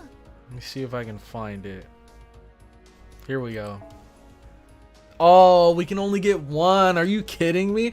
What's the best way to get these? Is it just like given to you, or is there a place where you can actually farm, or a way that you can farm mana prisms? Because I'm gonna need some more of those.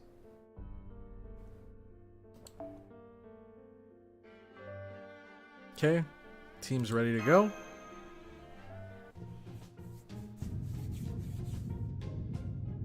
Gotta do something about all the doopsies you got. True. I definitely have to do some management. How's this drifting? It's faster not to drift, but cornering like this is more impressive, isn't it? Awesome. So fun. What exactly is Lady Da Vinci doing, and what exactly is that box-like object? That's just a type of vehicle. We're playing with Roost. Oh, that's the kid! We're playing with Roost to try and cheer him up.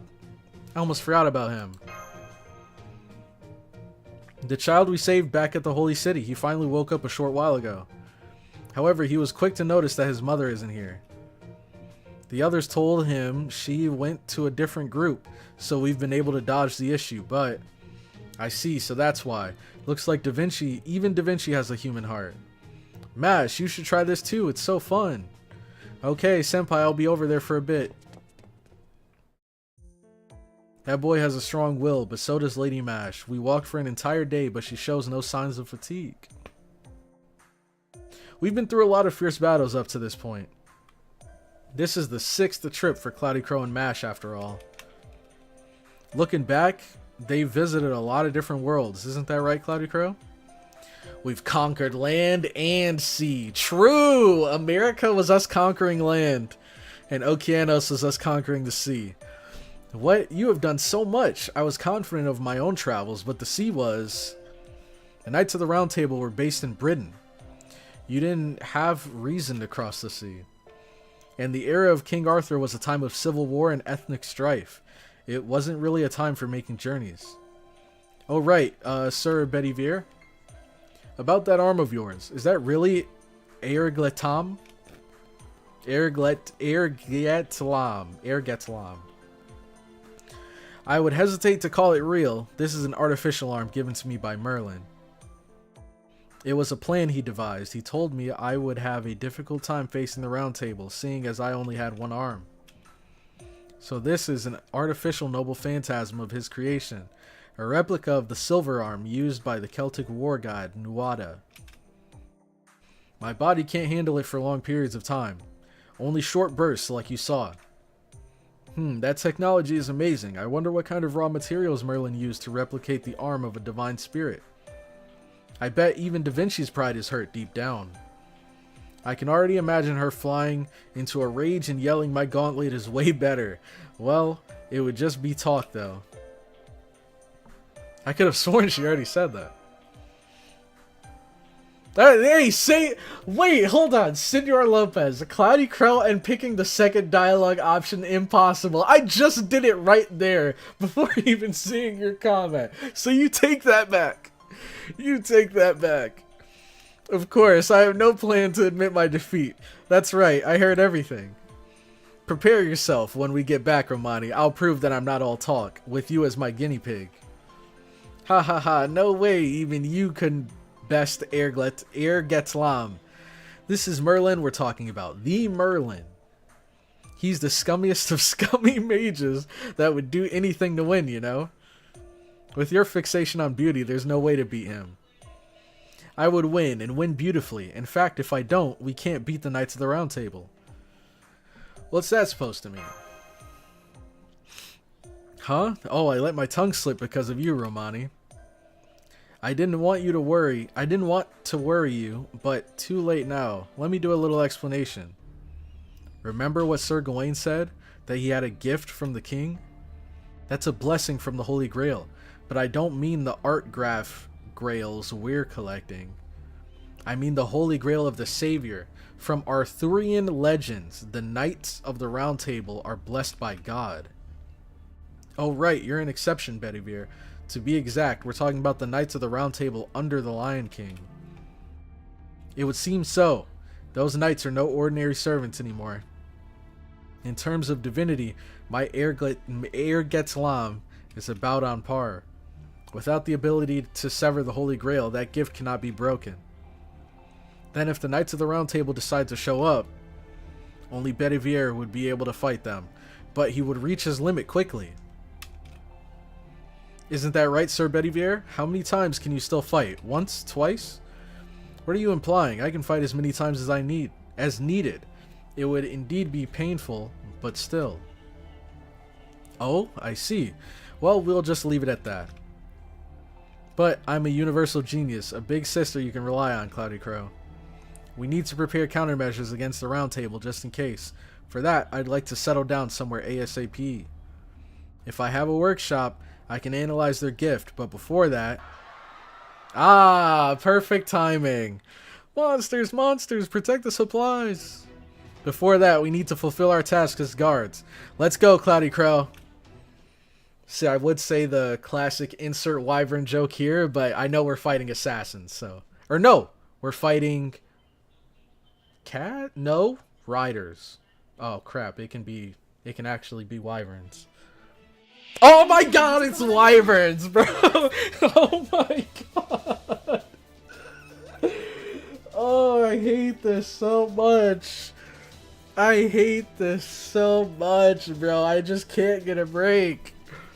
I can't get a break from these guys, man. There's no way. Restore HP and remove debuffs and increase NP gain for all allies. I don't think we'll need to restore HP. It probably would have been good to keep Arash here. It's always wyverns. It's always wyverns.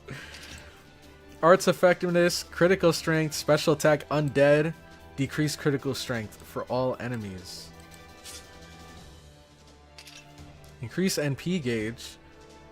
Increase Yumeiren's NP strength. So what is her NP? Increase Buster card effectiveness for 1 turn. Deal heavy defense ignoring damage and inflict curse to all enemies. She looks cool. I like the dress. How it kind of fades into these like bright red flowers. That's neat. NP gauge each turn. For 5 turns. That's cool. Restore HP each turn, increase buff removal resist, increase attack. 3 turns. I like that. Medium chance to decrease specific enemies' charge, increase your own NP gauge. Okay. Let's give this to everybody. I forgot. It was for everybody. Now, I feel like... we have a lot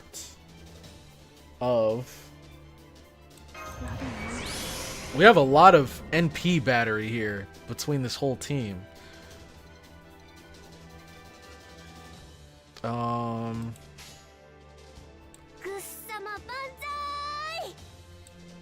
She doesn't do a whole lot of damage though.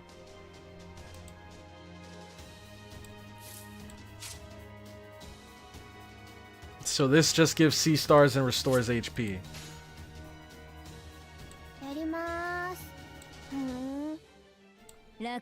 Okay. Let's get those C stars running.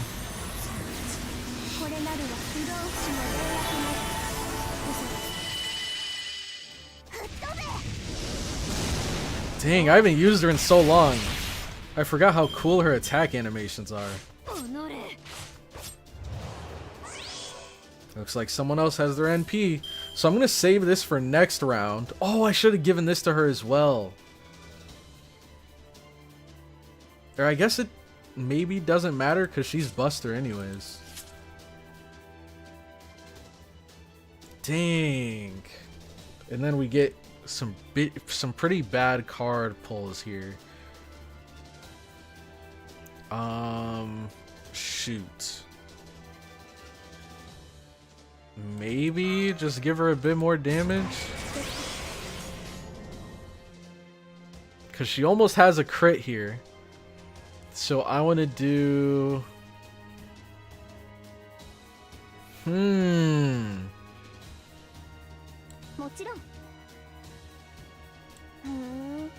Let's see. If we can at least take out one and get some damage on the other. Okay, yep, definitely. Yep, okay, wow. Alright, I'm sleeping. Let Cloudy and his reading skills cook. Cloudy, read the NP again and understand it, because if not, then that would be hilarious. Wait, this one? Removes... Oh, snap! Oh my god! I just breezed past this. I was like, oh, remove debuffs, okay, increase Buster. Completely missed this. Deal heavy defense ignoring damage. And inflict curse to all enemies. Okay, wow. Alright, yeah, so... Ooh, that's a little scary. Now I don't know if I want to use it right away. I'm a little concerned. Ooh, aw, man. Phooey. How many more turns of Sea Stars? Oh, 3 turns. We're chilling. 80% is still a pretty high chance. Let's be real. 80% is still a pretty high chance.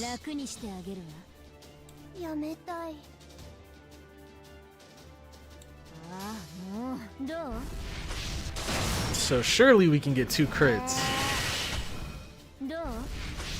Well, not that we needed it.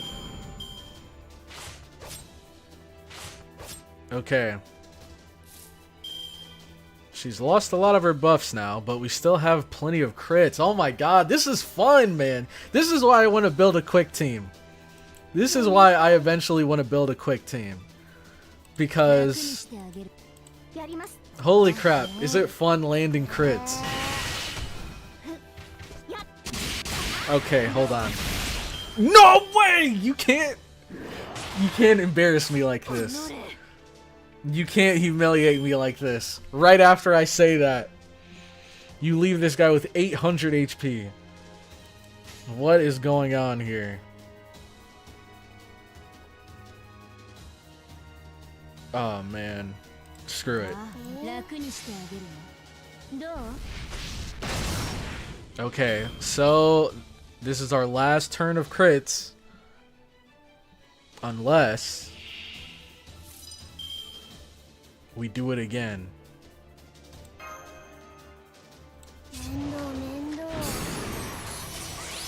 Okay, she's got the strength up. We don't need that. Increase attack. I like that. This just decreases charge and gives NP, right? So let's do this. Let's stun him. Because we can.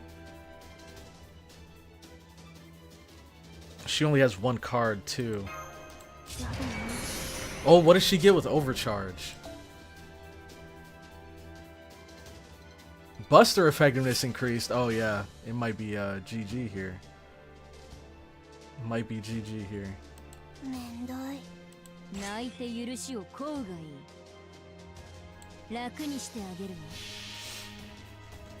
The 1 HP moment. Scotty-less behavior. What? Man, you guys are monsters. You cannot lose buff if you don't have one. Exactly. Exactly what I was thinking here. Can't lose your buffs if you don't have one. Whoa! Have I don't think I've ever seen that before. That looked awesome. What the heck? That was sick. Big brain, can't remove buffs if the buffs run out. Exactly. See, you guys are understanding the process now.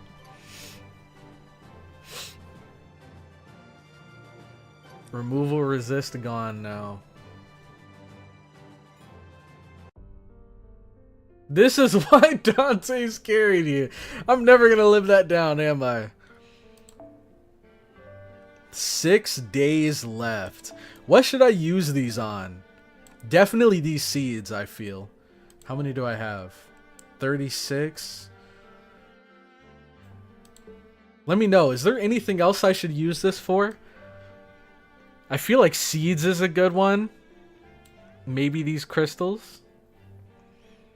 Sad Crow doesn't have Scotty to carry. But that is okay. Dante's will just have to carry him again. I don't have Dante's either. Oh my gosh.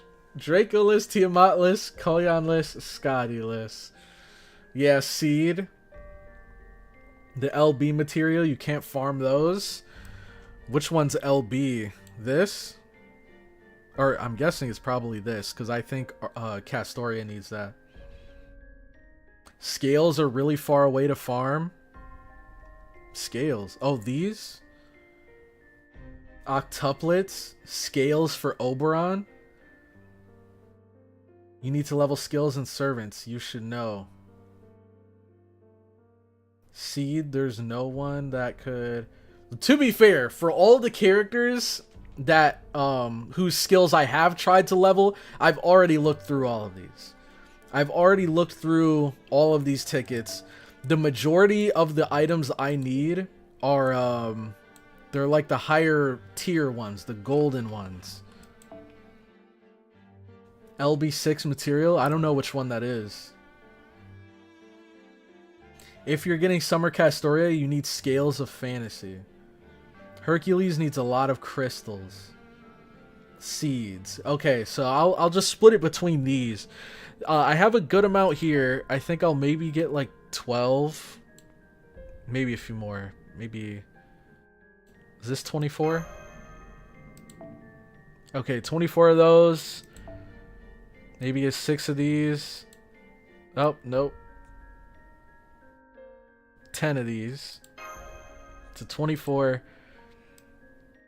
Okay, and then we'll put the rest into these scales. Alright.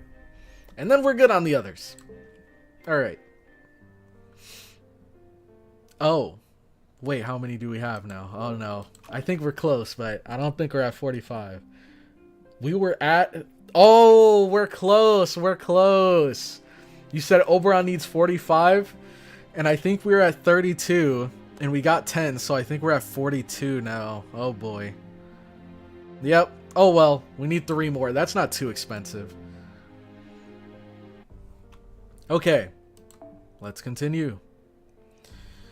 So, here we have Sabers and Lancers. Let's go with Tiamat, if we can find her.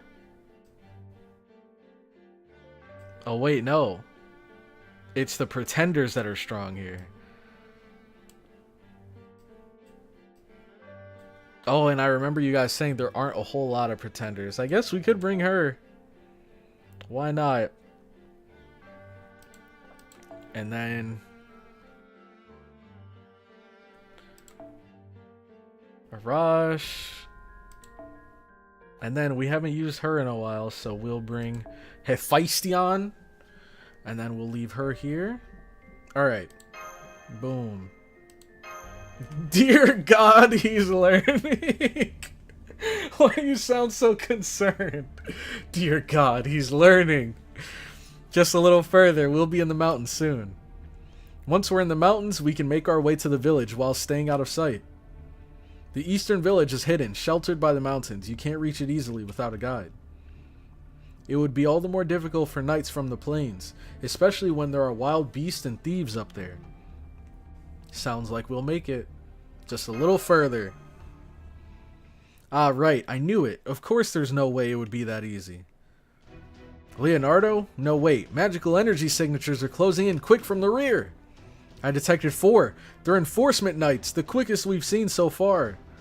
Yep, they must be vanguard units on horseback. Oh, is this Lancelot, maybe? Horses at that. Anyways, look, just a little further behind them, Romani. Oh no, this isn't the moment that I think it is it? See that massive response? It's most likely a Knight of the Round Table. Oh god! Ah!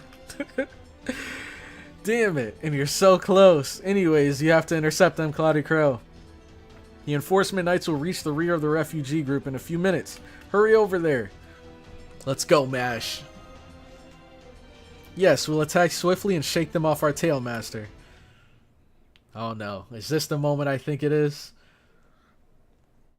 My Tlaloc 2 hype. Oh, you said yippee. Let's do it. Let's do it. The MILF Hunter. He's here. Okay. I know she has AoE. NP Strength increases with Overcharge. NP Gain for yourself when on near water. Deal heavy damage to all enemies. Increase NP Strength for all allies except yourself. That's cool. And doesn't this set up near water?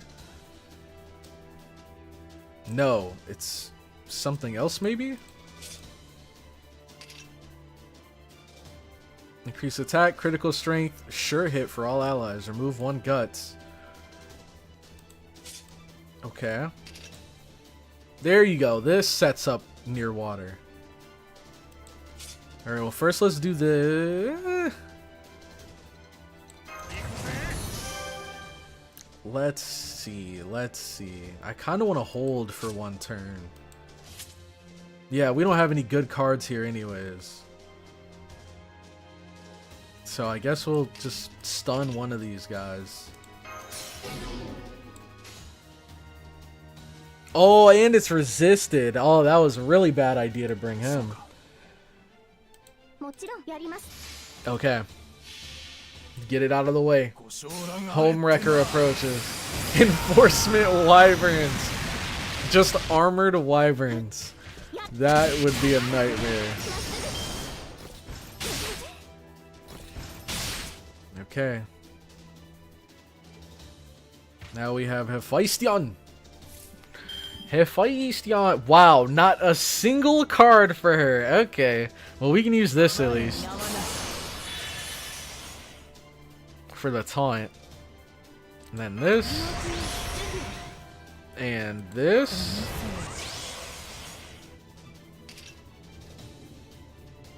These are all 3 turns.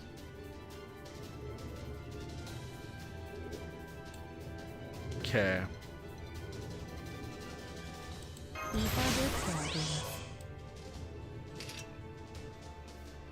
Does she have different attack animations in her final ascension?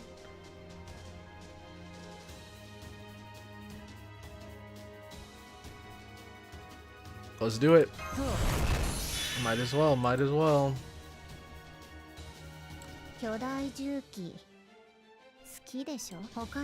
Ooh, maybe? No, she's arts. Okay, we can give it to her then. So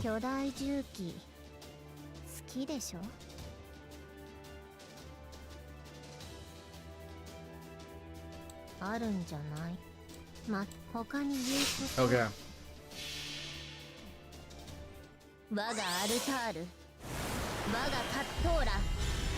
There we go.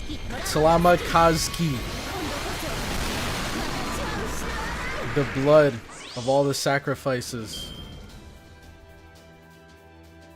I ever set to second on purpose. I like the fit. The fit is pretty clean. Oh, it's just regular guys. I was expecting a boss on the final round. Okay.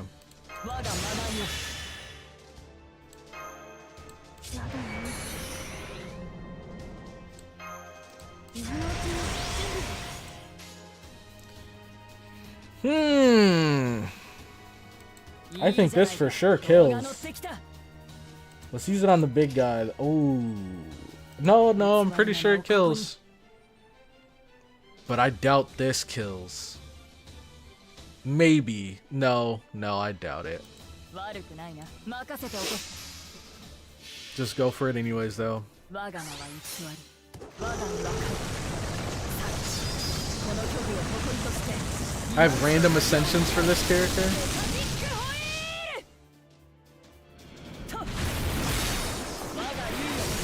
So cool, man.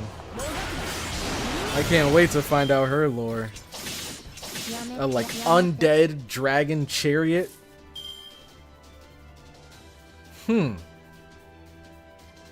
Now what?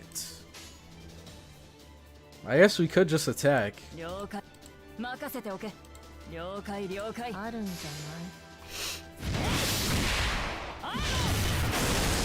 ない。 Oh, kill? Nope. Close though. やめて。 Alright. And now he's dead. あるんじゃない。他に言うこと負けないぞ。サソリ。 The whip. Dang, her attacks are so cool, man. You get the lightning, you get the blood magic, all that stuff. Undead Wyvern Chariot. You know what? I like him even more now.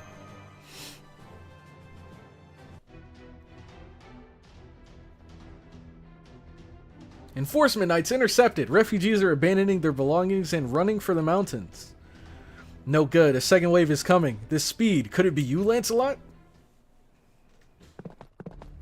Here he is. As depressed as always. Sir Lancelot, we've tracked down the enemy. Shall we wait for the third wave? No, we attack. It can't just be me, right? He looks like a father that, you know, just got divorced, right? A husband that just got divorced and he lost the kids. That's what he looks like right now. Split the third wave horizontally. Have them surround the refugees while we're in combat. Our orders are to capture the rebels. If they do not resist, there's no need to fight them. Do you understand? This is not the king's orders, but Agravain's. There's no need to work so hard. Sir Agravain has been stated he cannot give us clearance to set foot in the holy city before this mission is complete. He's got a lot to be depressed about. Oh boy. Unbelievable. A pathetic trifle. A petty scheme. Let us quickly deal with this and return to the holy city. Understood. Let our flag bear the pride of the King of Knights. Lancelot is that kind of loser, though. That's oddly specific. I mean, his face does fit that kind of scenario, though. I'd imagine that's how someone would look. Enemy units are moving faster. I count 40 total. They'll catch up to us, Master. If push comes to shove, then I'll... No, you can't possibly handle that many, Sir Bedivere. Pity. I'd have to let you deal with... Oh, here it comes. No! Here it comes. I'd have to let you deal with it if that round table knight was alone. Da Vinci, what are you doing on the buggy? This thing? Dude, the music? Oh my god. The new and improved Ornithopter. Now with my magical energy collection device in its core. I call it Sphinx Megiddo. Basically, a self-propelling bomb that charges and explodes in the enemy camp. Its only flaw is the lack of autopilot. This should clear those guys out, so CloudyCrow, you go with the refugees. It's my time to truly shine, or rather, my final scene, as it were. What do you mean? Oh, come on, Da Vinci, you make it sound like you're going to pilot that thing or something. This thing's got it, right? An autopilot? I mean, wouldn't that be easier than making a bomb?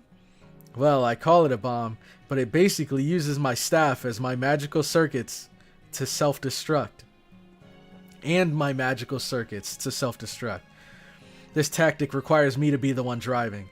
That's why there was never a need to develop an autopilot. Are you insane? We can't let you do that! Now, I had predicted this before we reached the holy city. When we saw that red-headed knight, we can't help it. If they catch up to us, this is the only way we can escape. So, well, personally, it's nothing much. Like my turn has finally come. Right, Romani? Servants are actually disposable. You use them for a day or two, and then get rid of them.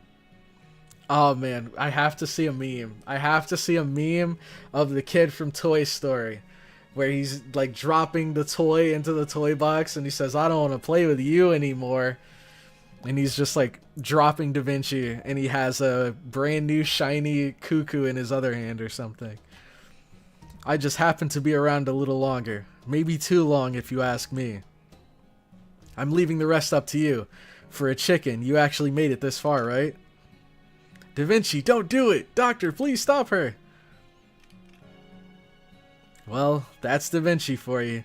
I don't think there's anything I can do to stop her. Why don't you go on ahead? Doctor! Ahaha, alright, full speed ahead. I'm gonna blast the entire enemy camp. Dr. Roman, Mash, CloudyCrow. Si vediamo! Don't worry, genius is immortal. If I survive this, we will meet again. The ornithopter is plunging into the enemy camp. Contact soon! Oh my god, bro. That doesn't get any easier to watch. That really doesn't, bro. And the fact that MASH gave like a play-by-play is crazy. The ornithopter is plunging into the enemy camp. Contact soon. And then it's just a flash of light. Oh my god. Master, Da Vinci is. Let's go back to save her. We can't. The enemy's third wave is still up. They split up to flank us.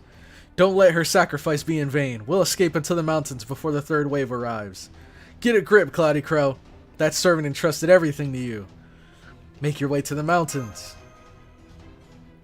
Yes, we will return. Da Vinci, I promise, will come back for you. Dang.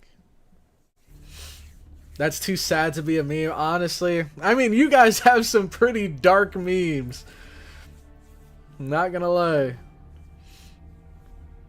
He looks like someone who got their face smashed in by Ibuki Doji's butt slam animation.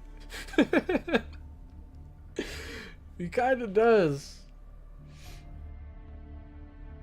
Man. Go to the shop or enhance menu after this. Okay. Can you check the shop real quick? Let's do it. Sacrificing one's life to buy time. Foolish, yet radiant all the same. Someone with this much resolve cannot be a simple rebel. In fact, they were formidable enough to fluster even Agravain, huh? Sir Lancelot, we have lost only 6 men, but all of our horses are down. We will have to pursue on foot. No, I will be fine, but you will not be able to catch up. Such is the flaw of heavy armor. We need cavalry to traverse this area. Send word to the fort to our west, and replenish our cavalry. Do not forget to find a guide that knows the mountains well. It will be a week until we can return to the Holy City. Get ready to comb the mountains. Yes, my lord. Oh boy, we're nearing the end of the first movie. We're getting there. Don't worry, Mash. Da Vinci stellared herself. We can resummon her later like Arash did. True. Bro, what is going on now? Bro is still only picking the second option. First, he's never picking the second option. Now he's always picking the second option. I just can't win. Okay, you said to go to the shop?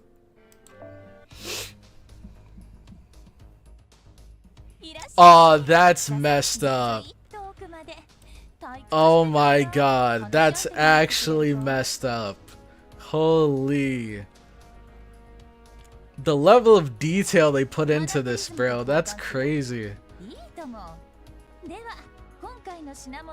Da Vinci sacrifices herself and now all you're left with is her hologram. Dang, I'm sad now. What the heck, man? What the heck? Why'd they have to do that? Lancelot, do your thing now. Alright, we're in the foothills. Dude, this is dark. Yeah, that's what I'm saying. Alright, taking flight, part 2.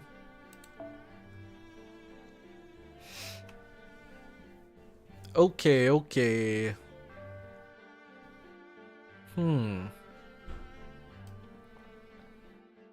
Let's get our boy. Let's get our boy in here. So he handles that, and then for that, we'll bring... You know what? It's been a while since we checked up on our boy Moriarty here.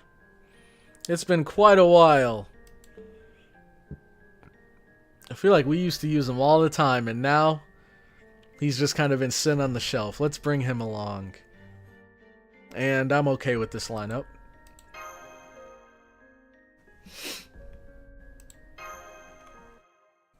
Cloudy versus chat. The game is rigged. I can't win. Exactly. That's exactly how I feel.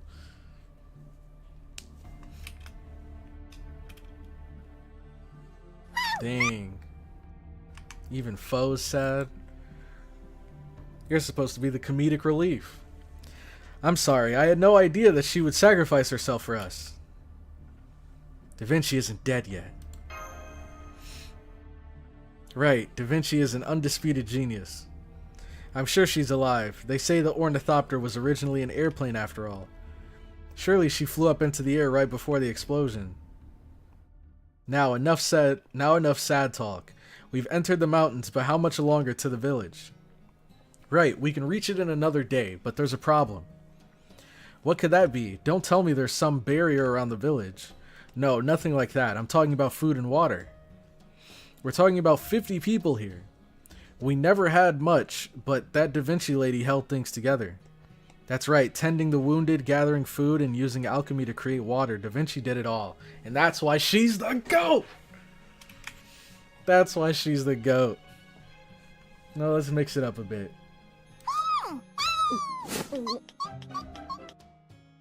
I feel like we haven't used that one in a while.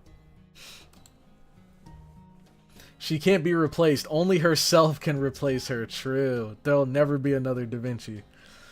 Being too talented can almost be harmful. People find themselves relying on her before they know it.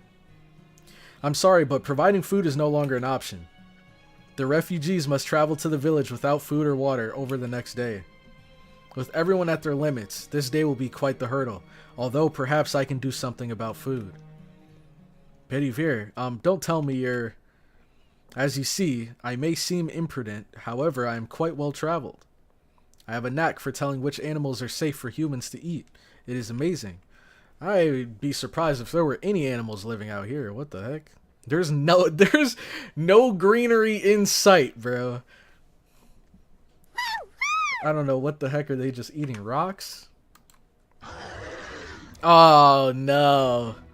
Well, these things live everywhere, so clearly these guys have found a way. And fortunately for us, some are coming right towards it. No way!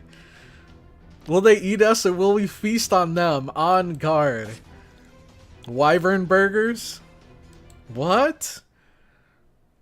We're about to have some wyvern burgers.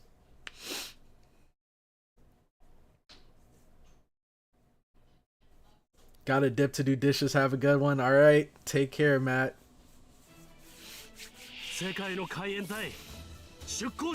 Okay. Dude, I want this guy so much. I want this character so much. Okay.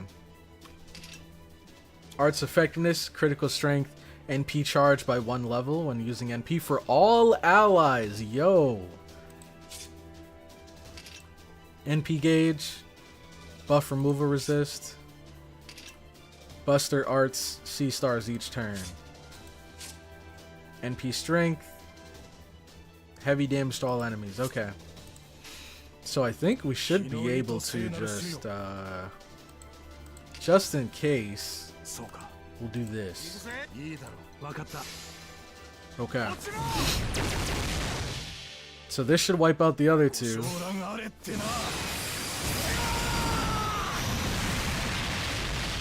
Or all of them. Forgot. I can't sleep. Oh man, I can't wait, dude. I'm so hyped. I'm so hyped. I just remembered. Arash's NP is gonna get even stronger once we finish Camelot. Let's go, dude.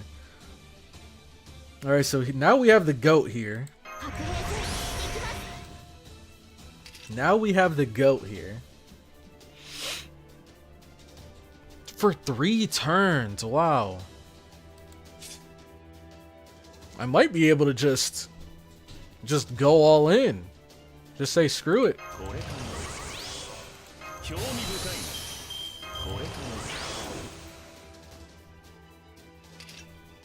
ちょっと乗るごゆっくスーパーお量産パワーいくか量りなあ行こ Is he arts? He is arts. 水のうちに Yeah, I think we just go all in. うよしいいよね終わらせよ分かった I don't remember how much Moriarty does with his MP actually. I think he kills. マセマチカルマリグラントアナイアレイト悪だな Too many numbers. Okay, yeah, he kills. Oh, close. So cool, man. What a guy. What a guy. I've had alligator meat. It's pretty good. I've had raccoon before. Believe it or not, I've had raccoon when I was a kid. 天坂鉾よ空と海の狭間を貫くそうしよそうなのか How is Camelot so far? I like it. I really like it. I think this is definitely one of the more engaging singularities so far. 超えてゆく Right next to Okeanos. 二人ぼっちの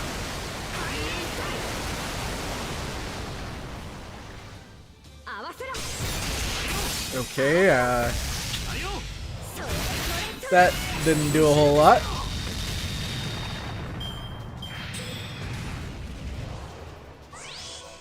Sure hit. Oh no! Oh no, he's found my weakness. No, he's sure hit.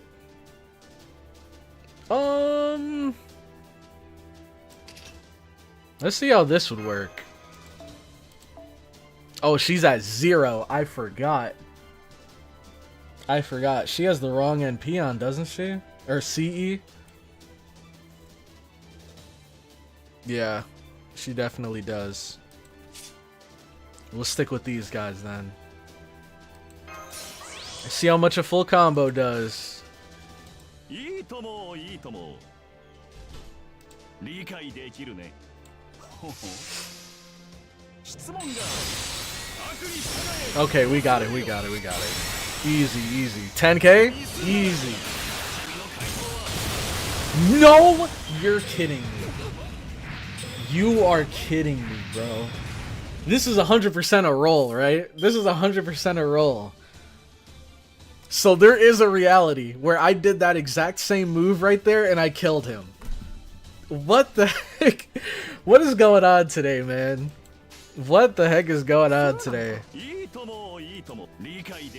This game just doesn't want to see me win.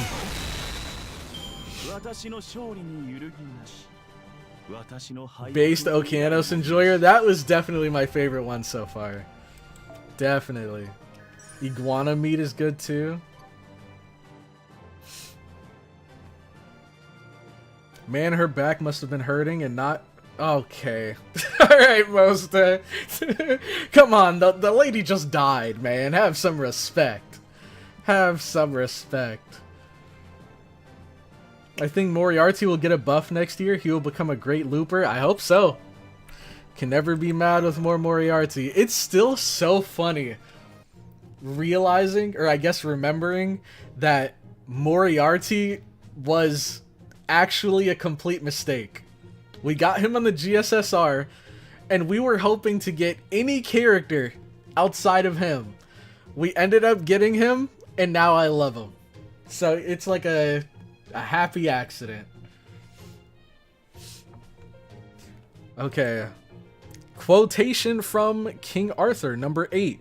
Nutritionally, a strange creature's meat is no different from any other meat. Okay, I don't know if we should trust that. Lady Mash, repeat after me. Yes, nutritionally, a strange creature's meat is no different from any other. Ah, this is wonderful meat, though it's a little black and fatty. Ew, bro. Just imagine like a black steak, like a black raw cut of meat. Oh, that's gross. It's delicious. Smash, this is amazing. Yes, Smash Kirlight digging in. How'd she need to announce herself like that? Mash Kirlight digging in. Survival can be cruel sometimes. But we need to eat this for Da Vinci. Otherwise, how will I be useful to Senpai? It's tough but soft and squishy. This scent stabs at my nose and seeps into my brain. Ugh, that's gross, dude. I don't even want to imagine what that smells like. I'm sure wyverns already smell terrible, just as is. I can't imagine what wyvern meat smells like. Thank you very much, Betty Beer. You've added mint for us. How thoughtful. I didn't use any herbs, but let's just leave it at that. Ew, wait, what? So he didn't add any mint, but it still tastes like mint for some reason? That's disgusting, bro. You look more energetic now. Yes, no matter what we do, we must first be optimistic. Thank goodness. Would you like another plate? There's a precious part that I could only get one of. Oh, hell no! What is going on? Oh, no! This is the wrong kind of wyvern meat. I didn't sign up for this, bro. What in God's name is going on in this dialogue? There's a precious part that I could only get one of. Look at this magnificent eye. Okay, okay. Phew. Phew. I respectfully and wholeheartedly decline. Oh my god, bro. By the way, Senpai, don't those craters bother you?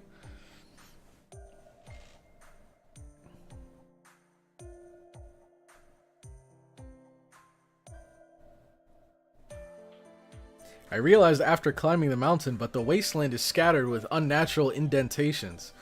Didn't Babylonia have this too? What on earth could they be?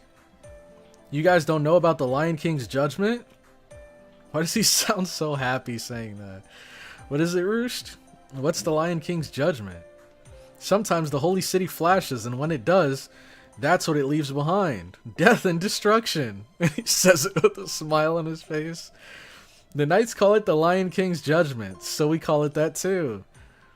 Don't tell me those craters are the results of a destructive noble phantasm.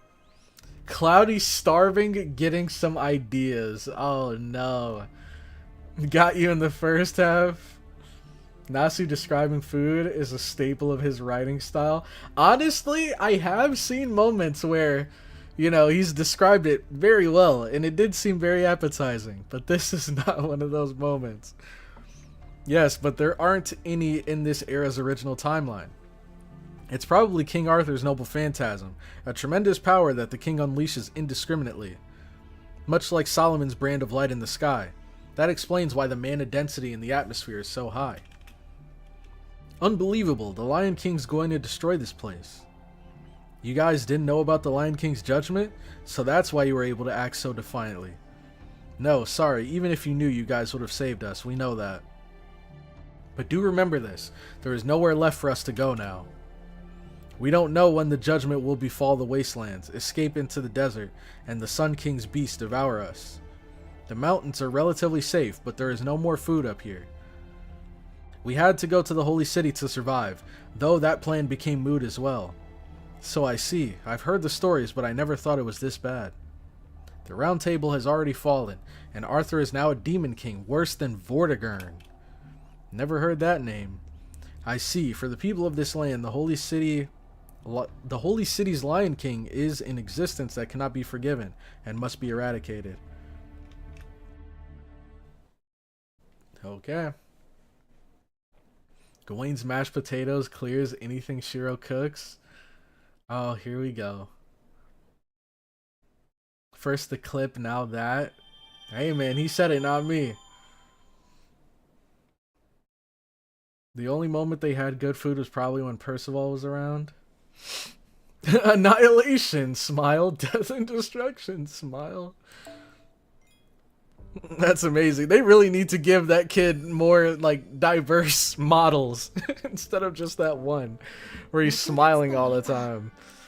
Like, even when his mother was getting killed, or she was about to get killed, he still had that stupid smile on his face. Let's convert some of these. いらっしゃい。ささ、ずずいっと奥まで。退屈してたんだ。話し合い。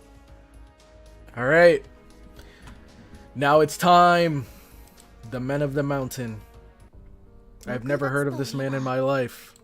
That is true. Oh, snap. David. Berserker and Assassin.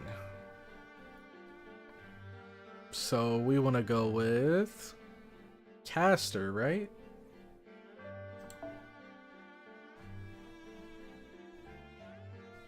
We have Daikokuten, Martha Santa. Let's go with Murasaki Shikibu for two obvious reasons that I don't dare say.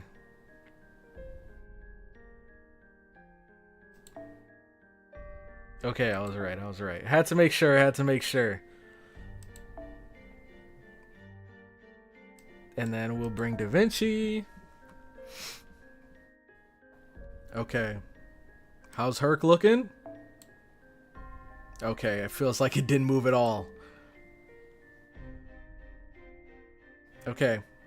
I'm cool with this lineup. I have no idea what she does, though.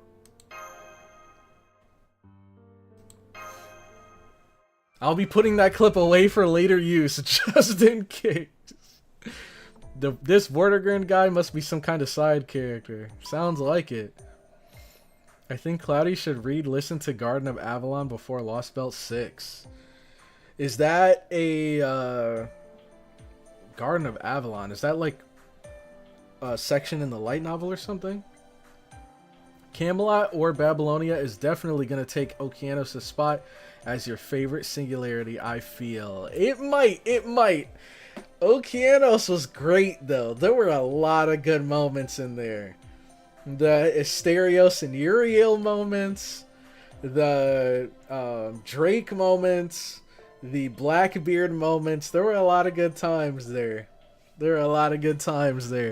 And the Artemis and Orion moments. I think we've climbed over 3 hills already. We seem pretty deep in now. Yes, but we're almost at the village. I remember this area. Oh, you know the village we're headed for? Yeah, Mommy brought me here before. She told me to come here if I was ever in trouble. Yeah, everyone who lives in the mountains left the Holy Land for one reason or another. That said, they still built villages rather close. They still wanted to pray as close to the Holy Land as they could. That's the eastern village we're headed to. I hope they take us in. I see, even the Saracens have their reasons concerning the Holy Land. But now that the Holy City's been built up there, the problem lies elsewhere. The foundation of their faith was robbed before their very eyes. That means they've lost more than their own lives. What do you know? You're a knight that defiled our Holy Land. Master, I've detected a servant. What? What are your readings coming from? Assassins? Be careful, CloudyCrow. Oh, he's here. Cursed arm. He's finally here. What do you want with our village, outsiders? You even bring in knights for show. Are you here to take our last hope? We fled all the way here. That's right, he isn't. He's not strong like Sir Gawain, and all his stories aren't that memorable either. Dang! Right. I was first among the round table at being boring. Anyways. Dude, Mash is ruthless. Really? That's quite a sad tale. Live strong, sad knight. Hey, it worked though. He was not the only one to whom I was referring, but oh well. Enough idle banter. We already know why you are here. We had a report from our scouts. Young foreigners are saving our comrades, they said. That's great. Now there won't be any misunderstandings. You're an assassin servant. It's a rather long story, but we're... Quiet! You're nothing but talk, coward. Sit this one out. Dang. I'm sorry. Wait, old man of the mountain. These people protected us all the way here. We're being chased by the Knights of the Round Table. Can you possibly shelter us in your village? I know this sounds selfish since we've also persecuted you so very much until now. But please, some among us are injured. Others are pregnant. This is the only place we could run to. Fine, as long as you have some sense of guilt. People of this village all have simple, good-natured hearts. They themselves don't believe they were persecuted by people of the Holy Land. All you need to do is repay their good nature. Sorry, thank you. But those foreigners are a different story. We can't let you into our village, nor can we let you leave. After you leave, what's to stop you from selling us out to the knights? Senpai would never do that. If you want us to leave, then that's what we'll do. Unfortunately, the people trust me with this village. I am in no position to believe your story without proof. Take up arms. This is not an assassination, but a fight. If you wish to live, you'd best strike me down first. Zabania! He's assuming a fighting stance. Master! Blade flats again, Mash. Understood. Awaiting further orders. Alright. Let's take this guy down. It's amazing. It'll make you love Artoria 10 times more.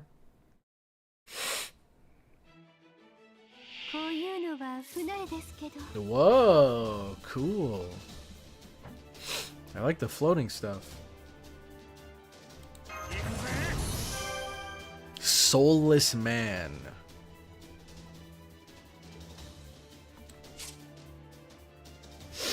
Heavy special attack damage, demonic.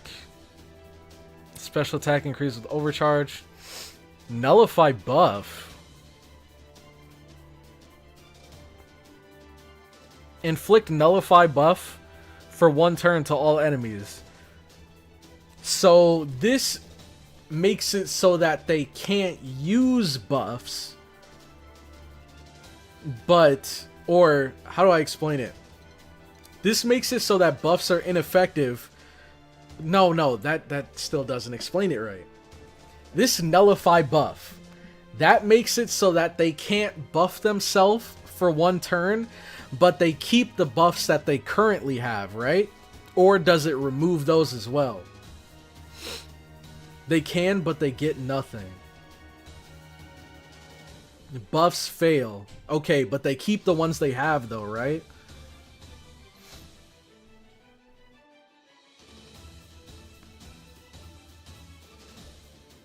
Okay. Is that the thing you got the other day in a fight? I feel like I did. We were fighting someone, and they kept spamming...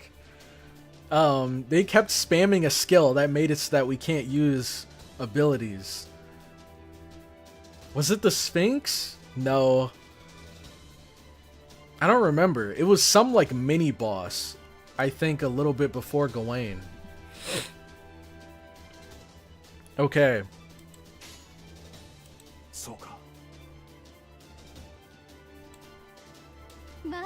No, this kills. For sure.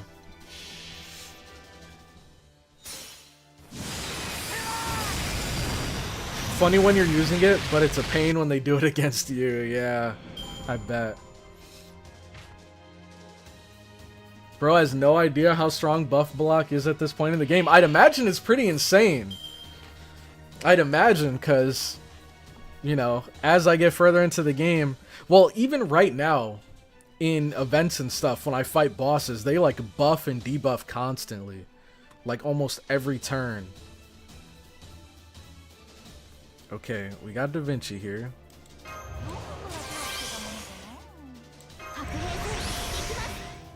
She's AoE, right? She is indeed. Okay. And then we have this. Gain critical stars. We don't need this though. We can use this instead. And then she is arts. I'm a little worried about her damage. No, she definitely has enough to wipe these guys out, I'm sure. Whoa! Oh, that's cool.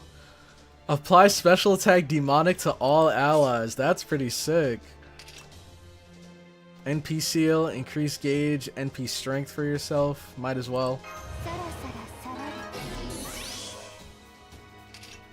Damage cut, debuff immune, buff removal. Dang, she's got it all. Oh my gosh. She's got it all.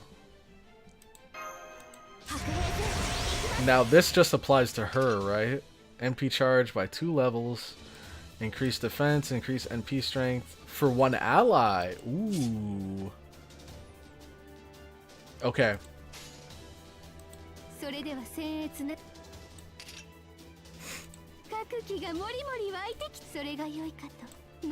I really like her voice. Definitely getting some Ada Ada vibes. And she sings.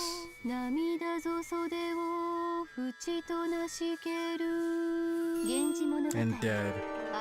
That was cool. That's definitely a memorable NP. She sings. She paints. Cool visuals. Sphinxes have the nullify buff. Okay. Oh shoot. Single target. Didn't think about that. That's not good. Maybe he counts as demonic. Maybe.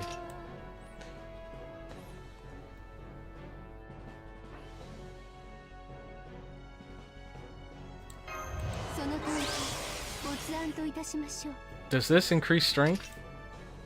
No. Just gauge and sea stars.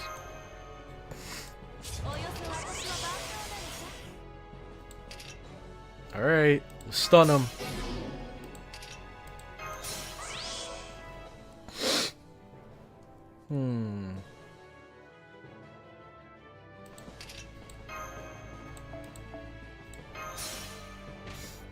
He doesn't qualify as demonic. Yeah, I thought so. I thought so.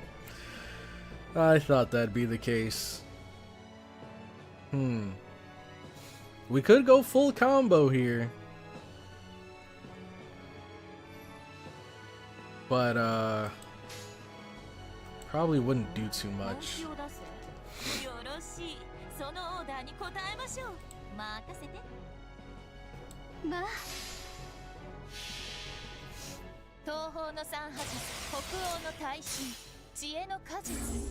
He really should, though.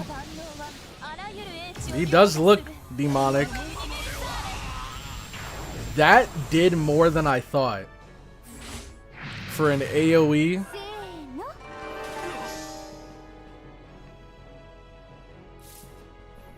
Alright. So now we have her NP again. And then we have Jalter. Are both of these single turns? No, this one's 3 turns. And then this one's a single turn. Okay. Let's do that. And then, I guess we'll rough him up. Oh, maybe I should have ended with, her Buster. She sings faster.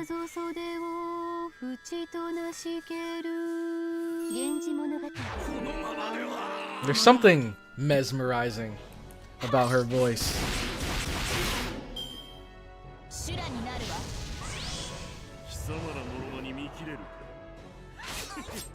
Oh, did the curse not proc? Oh wait, I was thinking of someone else. She doesn't have curse.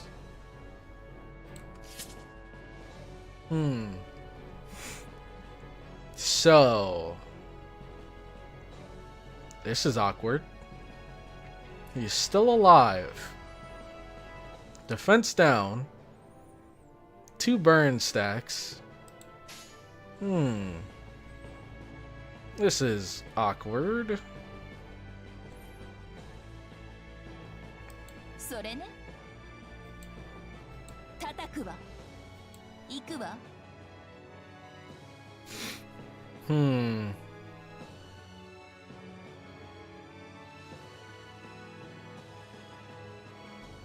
I feel like if we go Da Vinci here, we should get enough to NP next turn. Oh, but it won't do as much. Oh, no.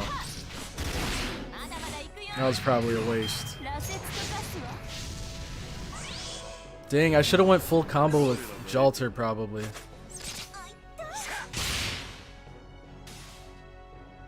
Dang, rip. Okay. He has charge here.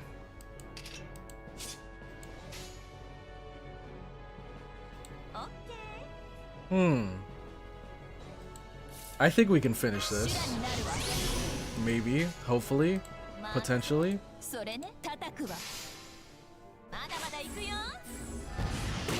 Okay, we got this, we got this. Yep, yep. There we go. Man, dude, and not having a single target when you're facing against a single target sucks, dude. Oh my god. The fights drag on for so long. And I guess I did have Jalter, but she didn't have the right CE. Oh man. Murasaki is one of my favorite Raita designs. Art's chain to charge both Vinci and Zerker. Yeah, that could have worked too.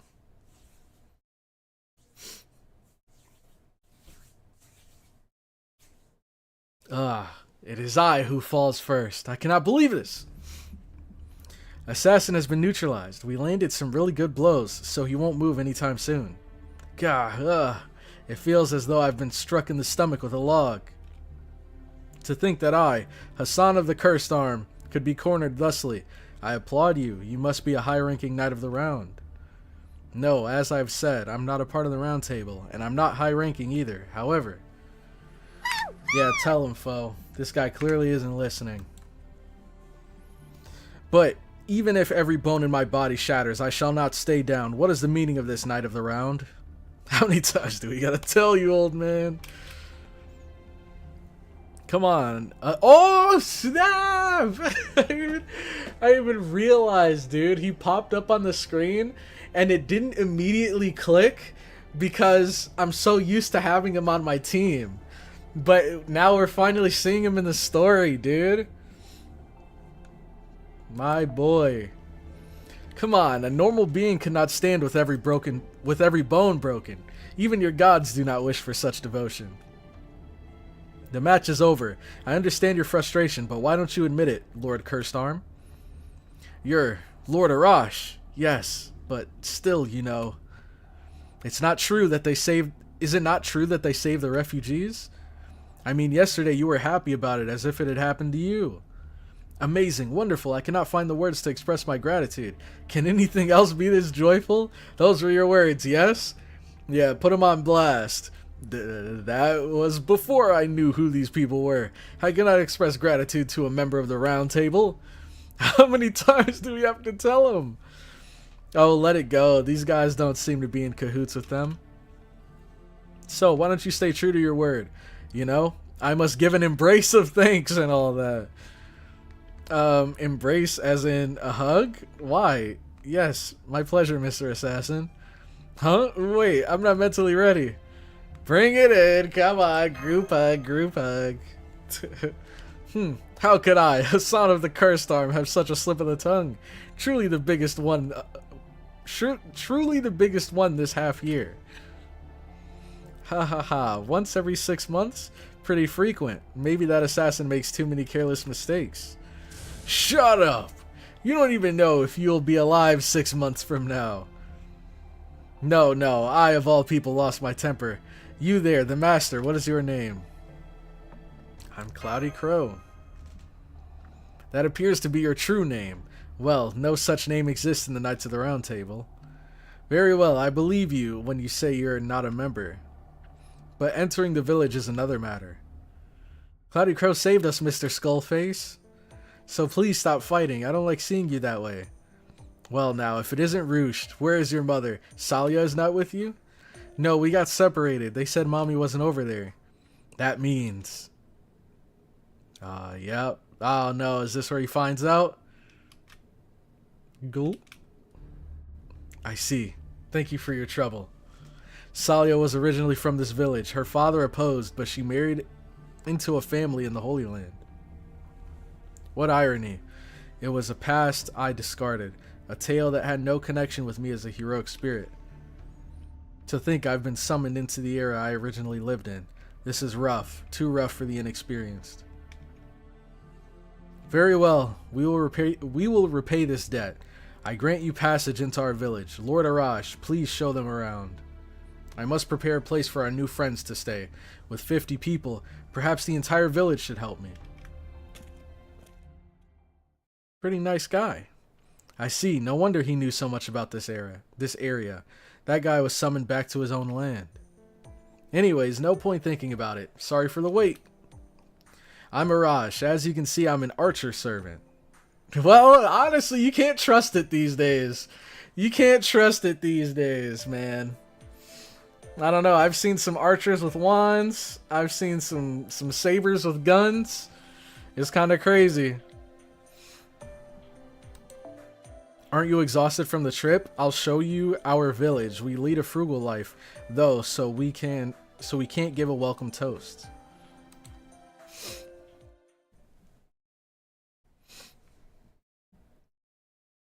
Oh my god, would have been funny if he said mommy's dead with a smile on his face. Did you get that? With the 6 months part? The half year thing? I forgot they cut the whole Roosh Hassan story from the films. Arash is the only true archer. This days from the very beginning. Archer with a bow? Impossible. Exactly, dude. I don't trust anything now. Until I can see their actual, like, character model. Or their servant card or whatever. I don't trust it. Because, what would you say is the craziest example? What would you guys say is your personal craziest example of a character belonging to a certain class, even though they look like they should be a part of something completely different? I feel like the best one I can think of is David. Because he's literally like holding a staff. And he's an archer, which is weird. And it's even more weird because in the story of David and Goliath, he had didn't he have like a sling?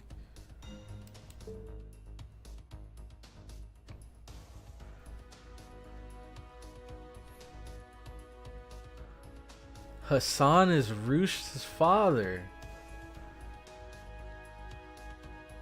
Or he's Roosh himself. It's not entirely made clear. But he definitely is connected to Roosh and his mom. Really? Really?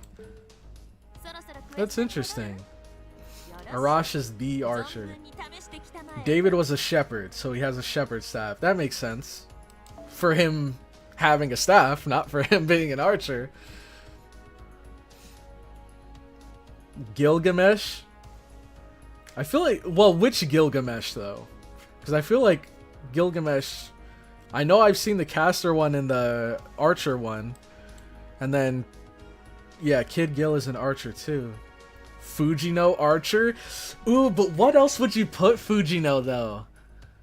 I could see archer. I could kind of see it. I don't know what. Maybe... caster? Maybe Avenger? I could see her being an Avenger. Jean Summer has dolphins and she's an archer. Okay. Yeah, the summer ones are probably pretty goofy too. Sling is a projectile weapon that makes him an archer? Yes, if he had the sling, which I think he does in his Noble Phantasm, but if he was normally carrying the sling, then I'd be 100% on board. It's just a little confusing because he carries a staff, and he's an archer. I see the connection, though, because the sling archer, I can definitely see that. Caster for Fujino, I could see that. Berserker, Tesla should be a caster. I agree with that. Tesla should be a caster. Ash, not being berserker but an archer. I don't know much about Ash, but he's the guy with that giant, like, that giant ring weapon, right? Ivan the Terrible is a rider because he's a Mamant. I've seen Ivan the Terrible. I wish I could pull him up right now. But I don't know much about Ivan the Terrible. Super Orion is the Grand Archer. He throws hands. Yep, that's a good one. That's a good one. He can't use magic with the cane.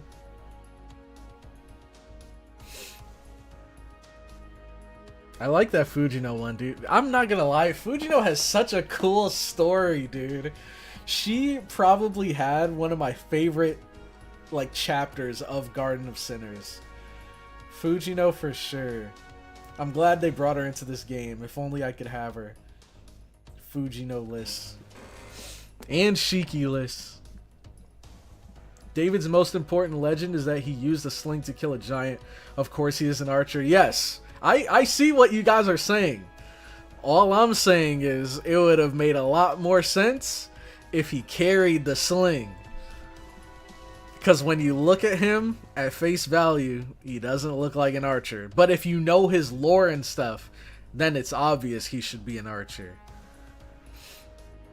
But that's like the main question I'm trying to ask is who, through their fate appearance, doesn't look like they should be in the class that they're in. I guess you could include lore too.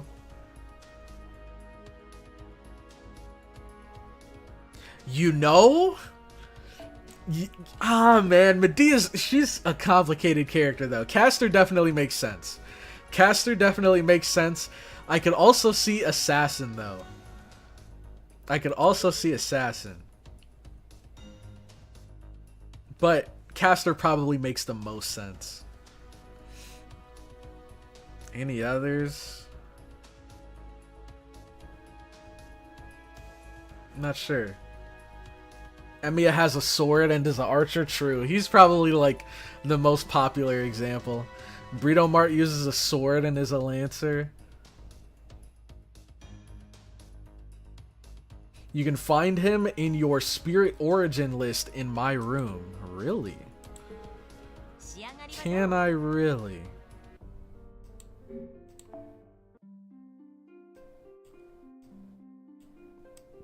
Spirit Origin. Where is that at?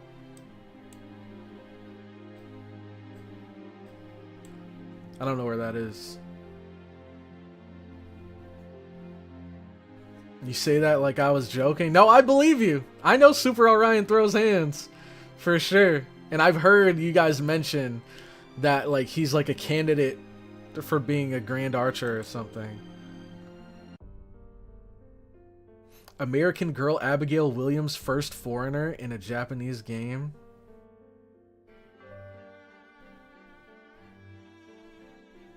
Enkidu being a lancer is kind of weird. Bro uses chains, not spears. That is a good point. What makes Fujino's story so great for you? I really like how... I really like how... Ah, man.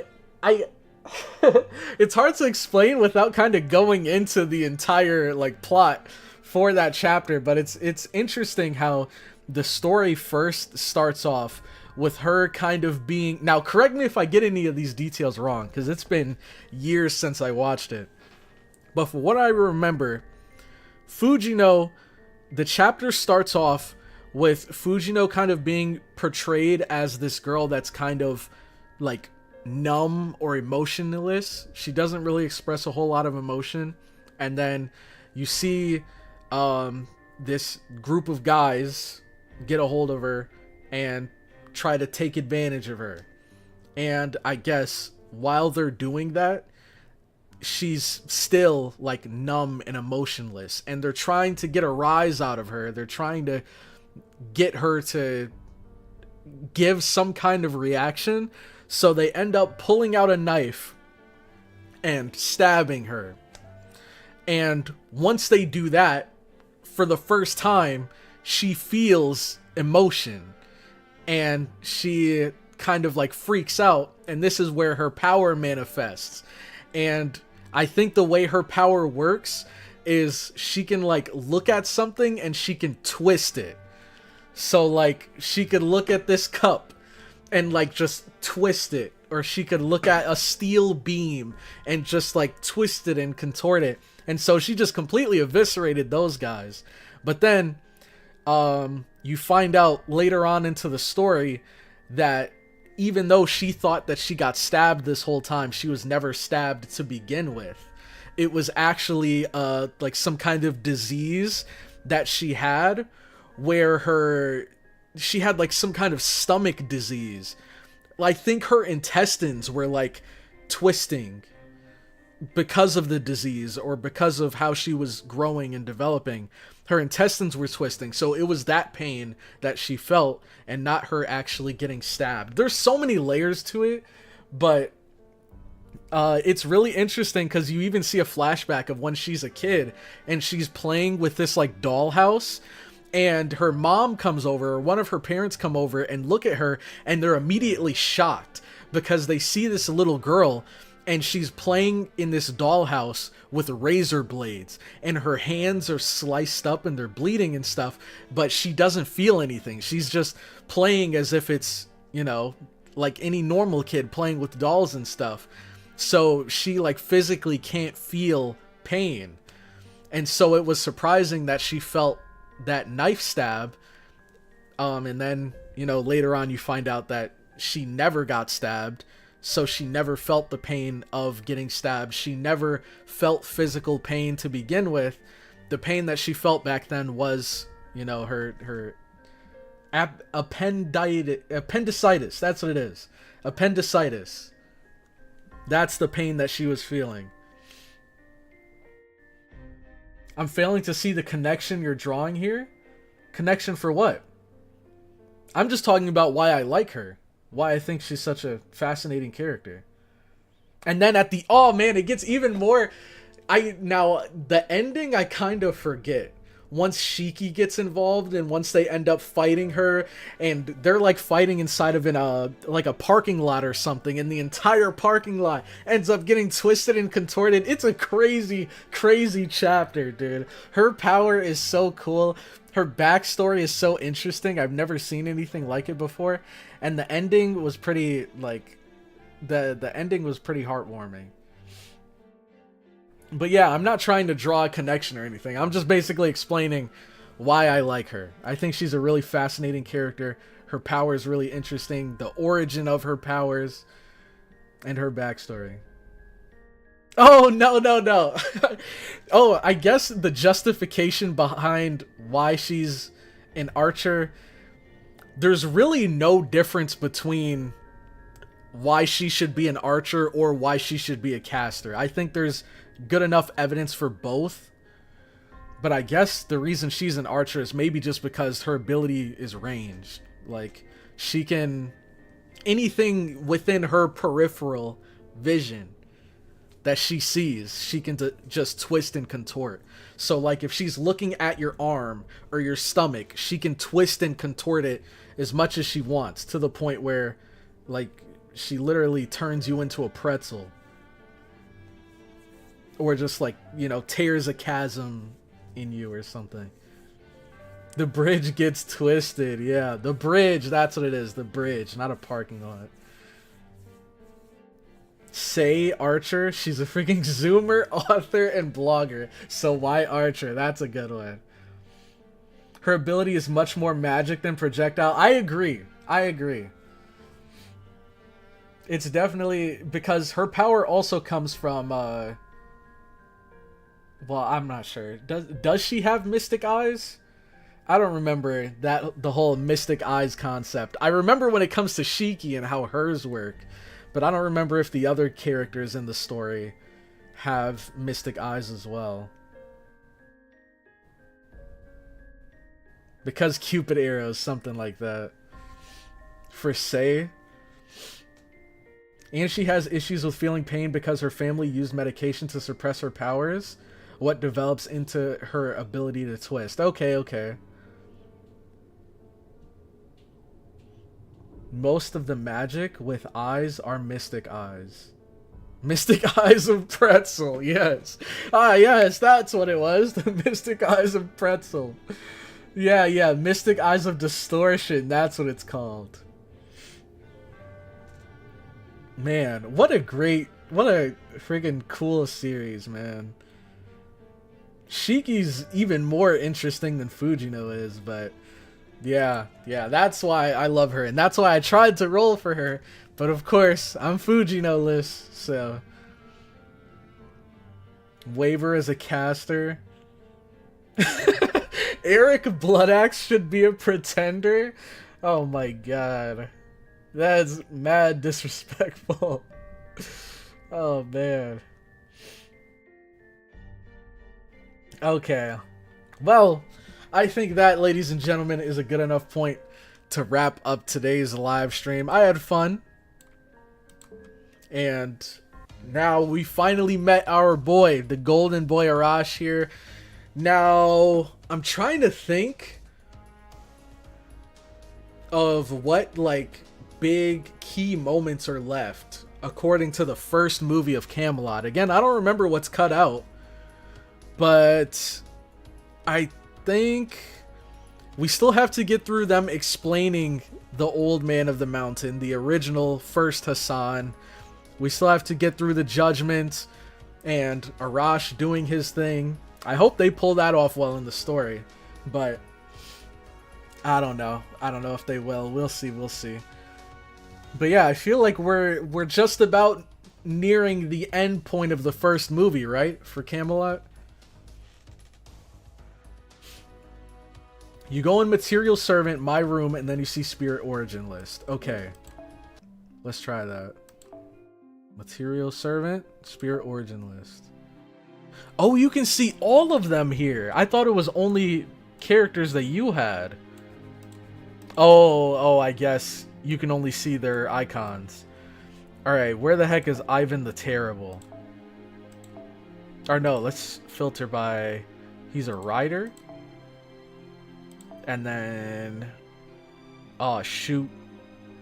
Oh, yeah, we can. Okay. So, Ivan the Terrible. There he is. This guy, right?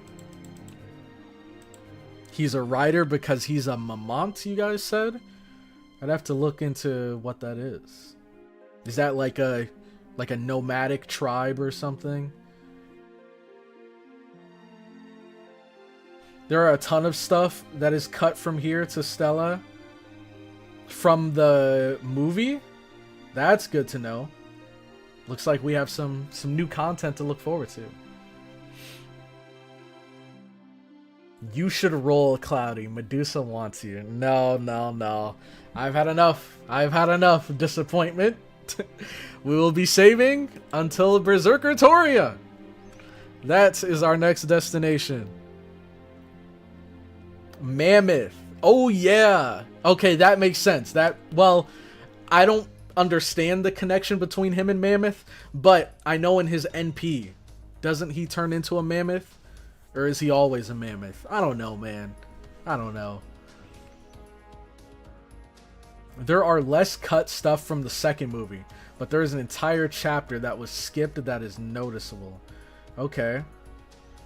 I mean, that's part of the reason why I really wanted to play through this game, is to see what was cut out. So whenever I hear that there's game exclusive content coming up, you know I'm looking forward to it. Lost Belt stuff, don't worry about it. Alright, that's the moral of the story. Ladies and gentlemen, I would go to the Take 5 screen, but I didn't. Oh no, I did update the memes. Okay. Alright, perfect. Alright, thanks a lot to everybody that stopped by the stream. Hope you guys enjoyed. Next stream will be Friday. For sure, for real this time. So we will be doing that. And yeah, that's pretty much it. Oh, well, there's something else that I think I might... It's not really something I'm going to do on Friday, but it's something I might show to you guys or present to you guys Tuesday. It's not going to actually take up time from the stream. I'm just going to... explain what it is for a couple minutes. Might be next stream, might be the stream after, but whatever. You'll see it when it comes out. Thanks again to everybody that popped by the stream. Matthias, again, thank you for gifting those memberships to all of the lucky winners, and also for renewing your membership. Thanks a lot. Have a good rest of your day, guys, and I will catch you all on Friday.